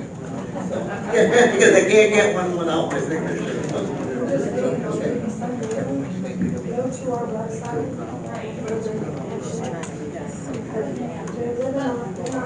Yeah, we didn't know we needed your signatures on that. We did not know we needed your approval. Pipe down, y'all. For any permit for the county, we've always needed my No permit. idea. When I originally called Indian Rock Beach, I was told that you guys had nothing to do with it. Right, that's what I've been told. So the information is so conflicted, we don't know what's going on. I'm telling you now. You didn't even know there was a head. When you do the website, then you could do a list of frequently asked questions, and then, know, just have like a lot of the same questions, everyone says the same questions, and then have some contact information, and have all the forms, and just keep building on that one site, and then there's one place that we can send everything to that has everything. If I may, I just emailed you just in the last 5 minutes, I told you an email I sent out to the agreements on October 3rd. If you support Myers Beach as a template, they have a frequently asked questions section, for the 50% rule, so I just emailed that to you already. Thank you. Okay, great. So we're going to do some postings on the website, and we'll send those links out to everybody that's on our email list to make sure that they have access to that information. Of course, you can still call the city and ask questions. Or you can ask me on Facebook. Yeah. All right, so we're going to continue on with the meeting. We're going to take the report of the city manager. The city attorney first. Thank you, Madam Mayor. Thank you, Madam Mayor. Randy Morris, City Attorney. So many things I could say. I just want to start by acknowledging the resolve of this community, whether it be the turnout tonight, people in the streets helping each other. From my experience, I know I don't live in your community, but just seeing the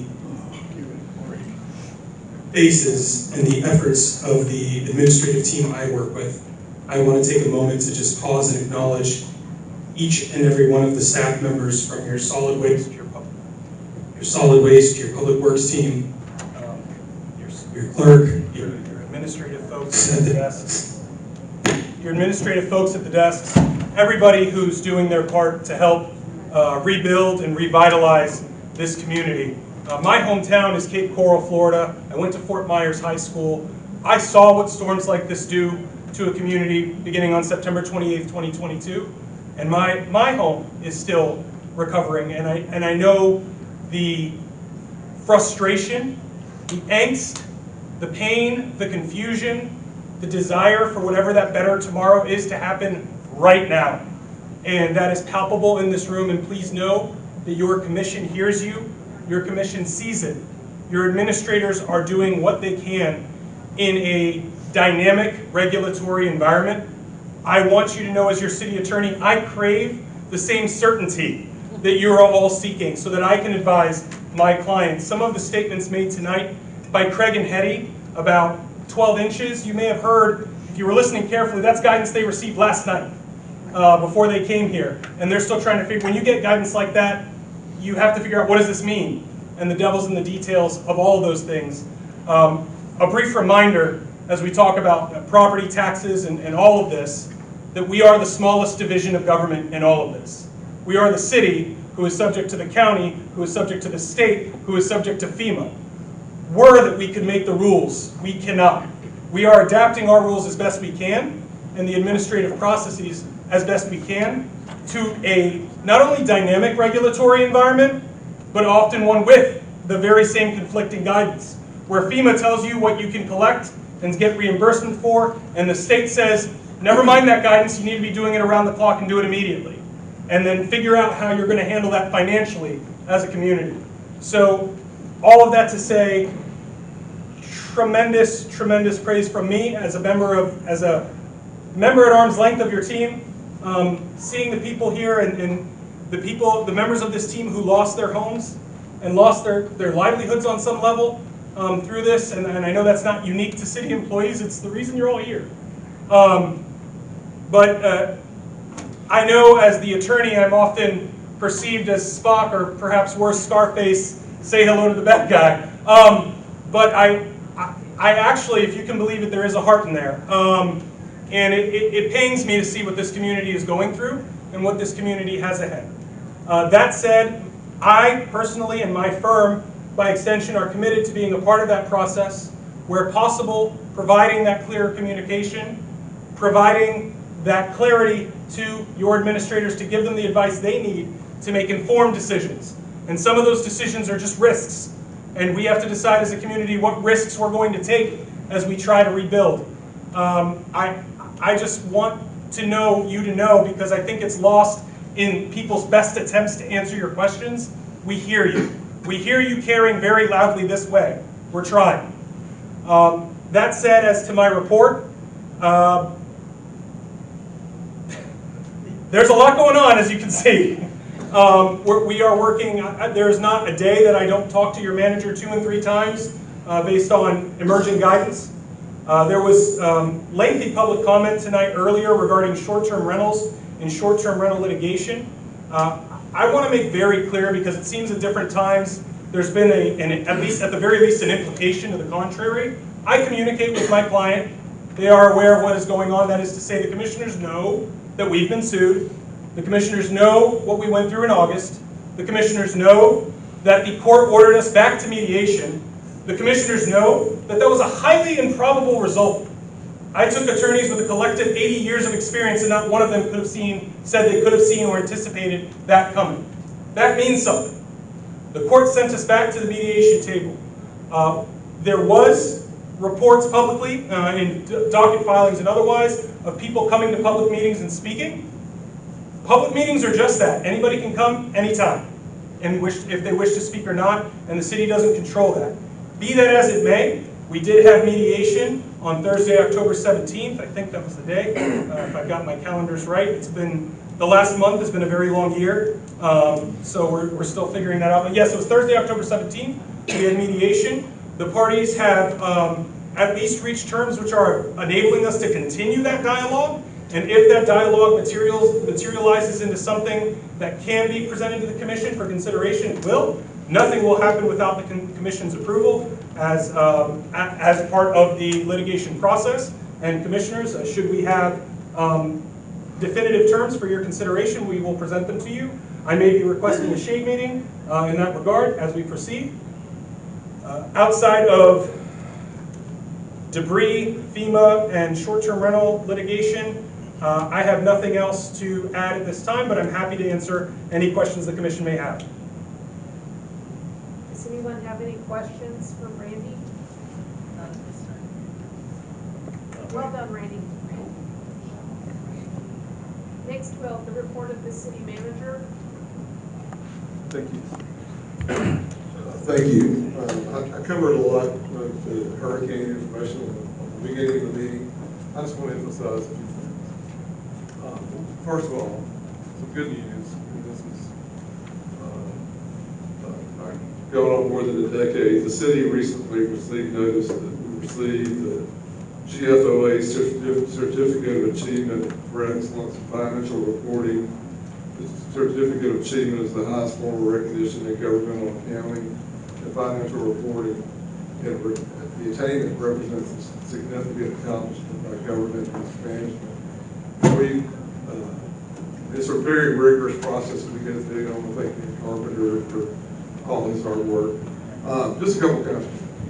One, I had the pleasure, I said this a little differently earlier, I had the pleasure of working with 25 of the greatest people that I've ever worked with. I've never managed, coached a group more dedicated to a little city than our city. So I just want to publicly thank, and I get in trouble calling people out, but some of the people sitting up here at this table just bring, over 100 years worth of experience to dealing with what we're dealing with. I've been in local government for over 40 years, and people have a right to their own opinions, but they don't have the right to their own facts. The way that I conduct myself as the city manager, the comment that was made earlier, and I thought we had a policy that those things weren't supposed to happen at meetings, but the comment that was made earlier, specifically about me, is not the way I do business. And I would never take some past comment or some past action and retaliate. That's not me. That's not the way I was raised. That's not the way I do business. And I think the people that work directly with me every day, for over 10 years now, would tell you that. Do your own survey. I would be interested to know if there was any other city manager in the county that put on work clothes and boots and did what I did. All my other cohorts in the county sit behind desks and do things that they should be doing. But I'm not going to be slandered by anybody about anybody that works for me. But specifically, I've worked too hard in my career for those kind of things to be said. And I get the frustration. I'm frustrated. I'm frustrated with FEMA. I'm frustrated. This is my 15th hurricane to be involved in. I'm frustrated with the rules changing every time we have a hurricane. They're never the same. Just yesterday, the reporting requirements that we use, where Dean has to document every hour that our staff works on either the prep or the hurricane response, it was changed. So we had to redo it. We had to do it in a different format. So I'm frustrated. I have a daughter and son that own a house in Indian Rocks Beach, plan to retire here, that my wife and I lived in for 8 years, that's gutted. I have 5 employees that lost everything that they had. I have another that lost both vehicles.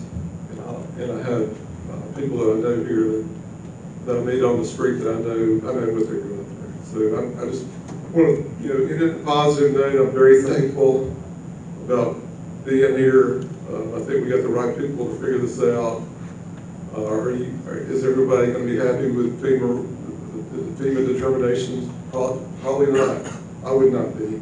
But that's not something that the city dictates. We operate under FEMA guidelines, and like many here, I'm not very pleased with a lot of this. But we'll figure it out in the next day or two. We'll have a streamlined information on the website that provides, hopefully, as I indicated earlier, in a format where you can go down to find your property and figure out what the determination is.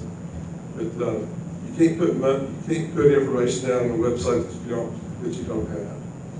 And I just want to thank Hetty particularly for carrying the blunt of a lot of phone calls and a lot of things. But we'll get there. We're over the hump on debris. We've got 2 or 3 more work weeks of wrapping that up. But it's the process. Every day will be better. And I just thank my staff, and I thank the commission for the patience, because this is a once in a 100-year situation, but we'll get there. Thank you. Thank you. Next, we move on to reports of the city commission. Hope, do you have anything for us this evening? Oh, gosh. I think that a lot of the questions that,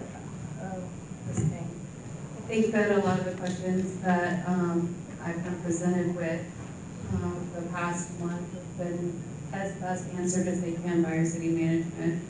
I was just in the office today. I did the panel on Thursday, put on by Century Figgins, and just from Thursday to the following day on Friday, something that none of us knew at that time was found out on Friday, and again today with the drywall. So we're all just working as hard as we can, I think, to get the information clear and out to all of us. And I just want to say how proud I am to live in such a wonderful community where we all love and take care of each other. So, thank you. Thank you for volunteering with the help that Indian Rocks gives over near the Zen Center. Vice Mayor? I would just like to say, if anybody would really like to appreciate how much work our city manager and our city has done, just drive south and see the difference in what our streets look like in comparison.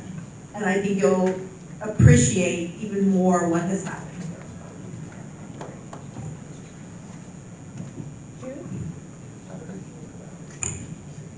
I just wanted to say that us, the commissioners and the mayor and the city staff, we listen to what you have to say, and most of us live in this community, and we're going to do everything we possibly can to help you. Sometimes our information is not correct, and sometimes it is.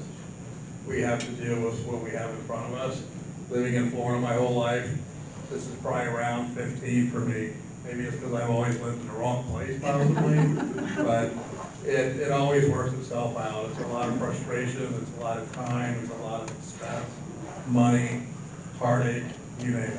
But we're here to help you all, anything we can do. Thank you.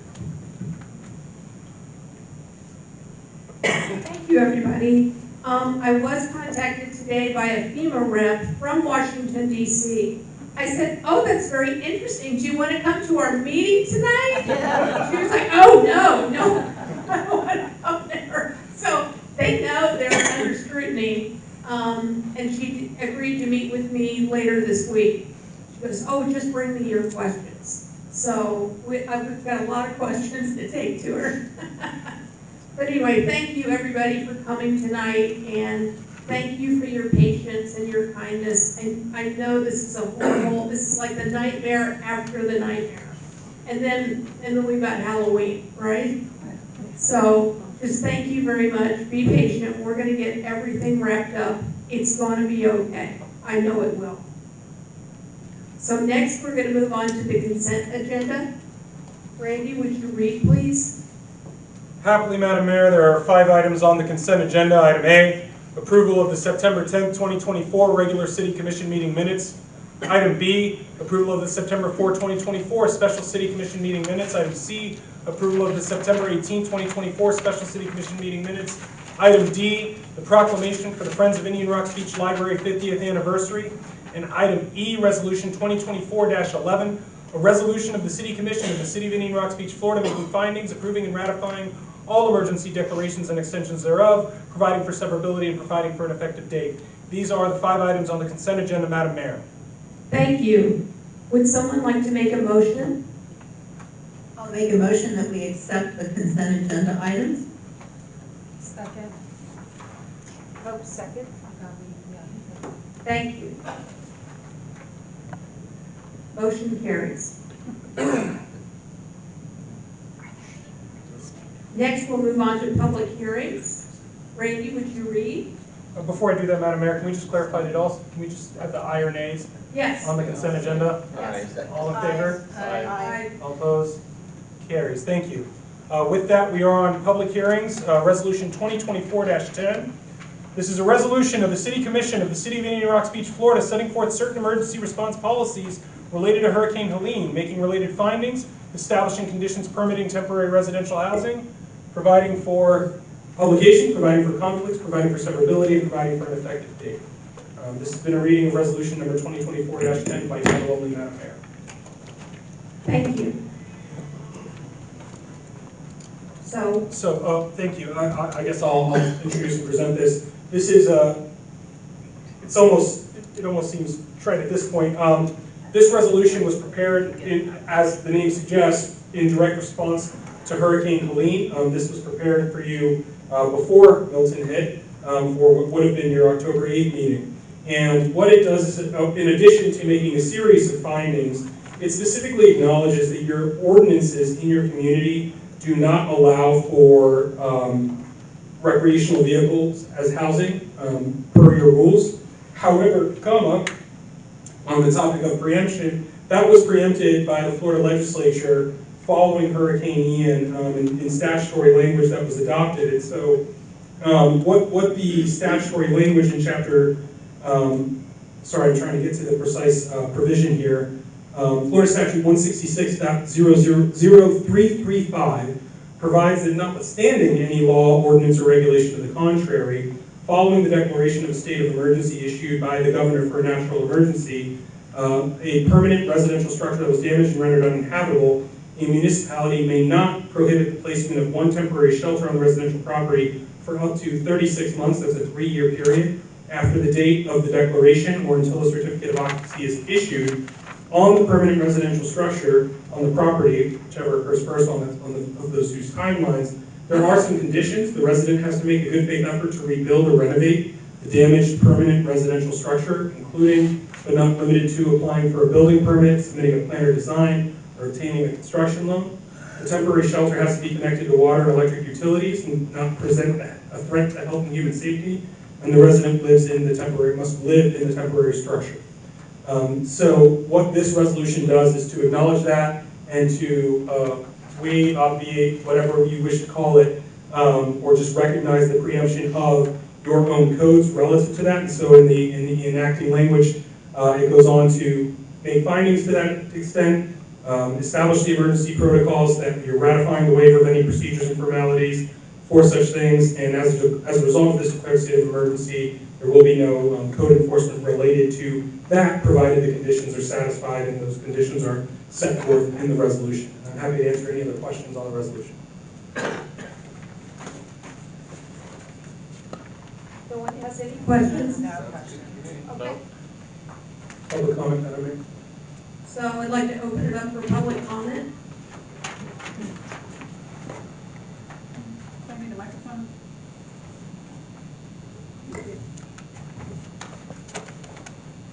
Good evening, my name is Kelly Sisrick. I live at 448 Harbor Drive South.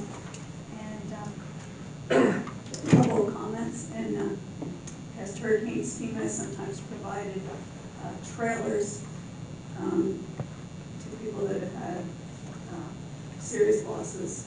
So I don't know if those trailers are able to be hooked up to public utilities at the home, but that might need to be addressed in the ordinance. Also, I think there should be a prohibition. This is for the intent of residents that are rebuilding. I think there should be a specific prohibition in there so that these temporary units, whether it be a motorhome or a trailer, that they're not then rented out for income. So it should be for resident use. And the other question is, if someone is technically not a resident, if they own another property in Michigan and they are 7 months in Michigan and 5 months in Indian Rocks Beach, do they qualify for the ability to live on their property while they rebuild? So I don't see where that's addressed. So I don't know if I missed it, but that probably should be addressed, because no doubt there will be some people that own second homes here that want the ability to live on site while they rebuild. So those are my comments. Thanks. Thank you, Kelly. Does anyone else want to make a comment? Comment? I will close the public comment. Do we need a vote on this, Randy? Yes, Madam Mayor, it does require your vote. In section 4 of the resolution, one of the first conditions is that the resident's permanent residential structure must be damaged and rendered uninhabitable. And again, the resident must live in the temporary structure is another clear articulated requirement of this. But we will need a motion and your vote on whether or not to approve the resolution once you reach that point, barring any further discussion among the commission. Does anyone have any questions? So can I have a motion for resolution 2024-10? I make a resolution that we approve, where's the number? 2024-10. Is that, you're making a motion? I'm making a motion that we approve resolution 2024-10. Thank you, Commissioner. A second. Thank you. All in favor? Actually, could we please have the clerk call the roll? Yes. Commissioner White? Here. Vice Mayor? Is that a yes? Yes. Yes. Vice Mayor Commissioner Wilson? Yes. Commissioner Bond? Yes. Commissioner Bigelow? Yes, I approve. Mayor Commissioner Houseberg? Yes. Motion carries. So the resolution stands approved. Thank you, Madam Mayor. On other legislative matters, the Charter Review Committee, the presentation of the report and findings of the Charter Review Committee by the City Attorney. Thank you, Madam Mayor. Again, this was another matter that was originally on your calendar for October 8th. As you may recall, several months ago, I think it was in April, that this commission passed a resolution specifically directing the review of the charter, which is done in periodic intervals. You paneled, each of you offered members to join that commission, that board, the committee, Charter Review Committee. Some of those members were in attendance earlier tonight. I'm not sure if who's still here. But they met several times. They went through the entirety of the charter, meeting by meeting. They went through portions, and then ultimately what was compiled was a memorandum that was part of your agenda materials that collected their findings and recommendations. Their findings and recommendations were targeted and limited, and I'll just walk through them briefly. First was that the terms of office be increased to 3 years from the current 2 years, was one of their first recommendations. That was the discussion around that centered on the experience of some commissioners in the past of the ability to, once you join the commission, learn the job, do the job, and become a part of other community organizations, whether that be the Big C, things like the Big C, the PSTA boards and other similar intergovernmental organizations, and finding that it really wasn't affording enough time to do the work, if you will. And also as the number of registered voters reduces or decreases rather, making sure that people who are elected and desire to do the job have the ability to do that job. The second concern that was a recommendation coming from the Charter Review Committee was to move the elections. And so the elections would move from March to November so that the election cycle aligns with the generally, not specifically, but will at least periodically align, because if you're on 3-year terms, you can't align with the congressional and presidential elections every time, but generally align with November election cycles when voters have become most conditioned, thereby increasing turnout and potentially reducing costs around elections. Was there some of the points they discussed, and of course all those minutes are available to you. The other, in addition to the 3 years and moving the election, there's some consequent changes like changing the qualifying period to recognize that. If you do change to November elections, the qualifying period won't be in December, obviously. So things like that. And then the last one was really more of a legal review that they honed in on, and after upon review, it was my recommendation. You have language in your charter about appeals. The language is inconsistent with state law. And how appeals work and just general jurisprudence on appeals. And the concerns that are addressed in the charter are addressed in at least a dozen other places in your code where it's easier and cleaner to amend if need be or otherwise align it. So the recommendation was to remove that language from the charter. So that is the totality of their recommendations. This would, of course, not be on your election ballot next week. The commission would have to approve ballot language and pass ordinances if you desire to do those changes. The way this process works is they've made recommendations to you at a later date. Given everything going on, this does not seem like the highest concern at this time, but of course that's for you folks to decide. We wanted to make sure their charge was to complete their work by October 1st. They did that. October 1st fell conveniently right between Helene and Milton. Thankfully, they got their work done just before Helene. So we have a final work product for you. If it was this commission's desire to get it on an election, it likely would not be, in all reality, given current circumstances, until the November election cycle next year, because to have ballot language approved and the ordinances passed, we need that done by December. And it seems like there's a series of other legislative priorities at the moment, but again, that's for you folks to decide.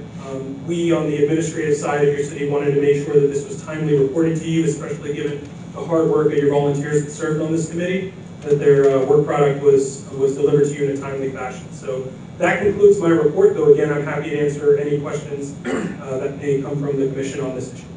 There's no vote needed tonight. It's really just a presentation of findings, and it's our intention to renew the presentation of these issues to you in the new year, absent direction of the contrary.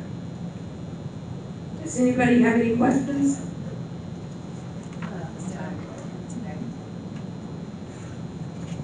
Yeah, I mean, I know I have more questions, but I don't know if they're pertinent for tonight, knowing that it's not going to be up for vote till November of next year. So I would say yes, let's just table this for now and move on in the meeting. We're all exhausted. So we have no work session items and we have no other business. Can someone give me a motion to adjourn the meeting? I make a motion, we adjourn the meeting. I'm seconding. Thank you. Thank you, everyone. Motion carried.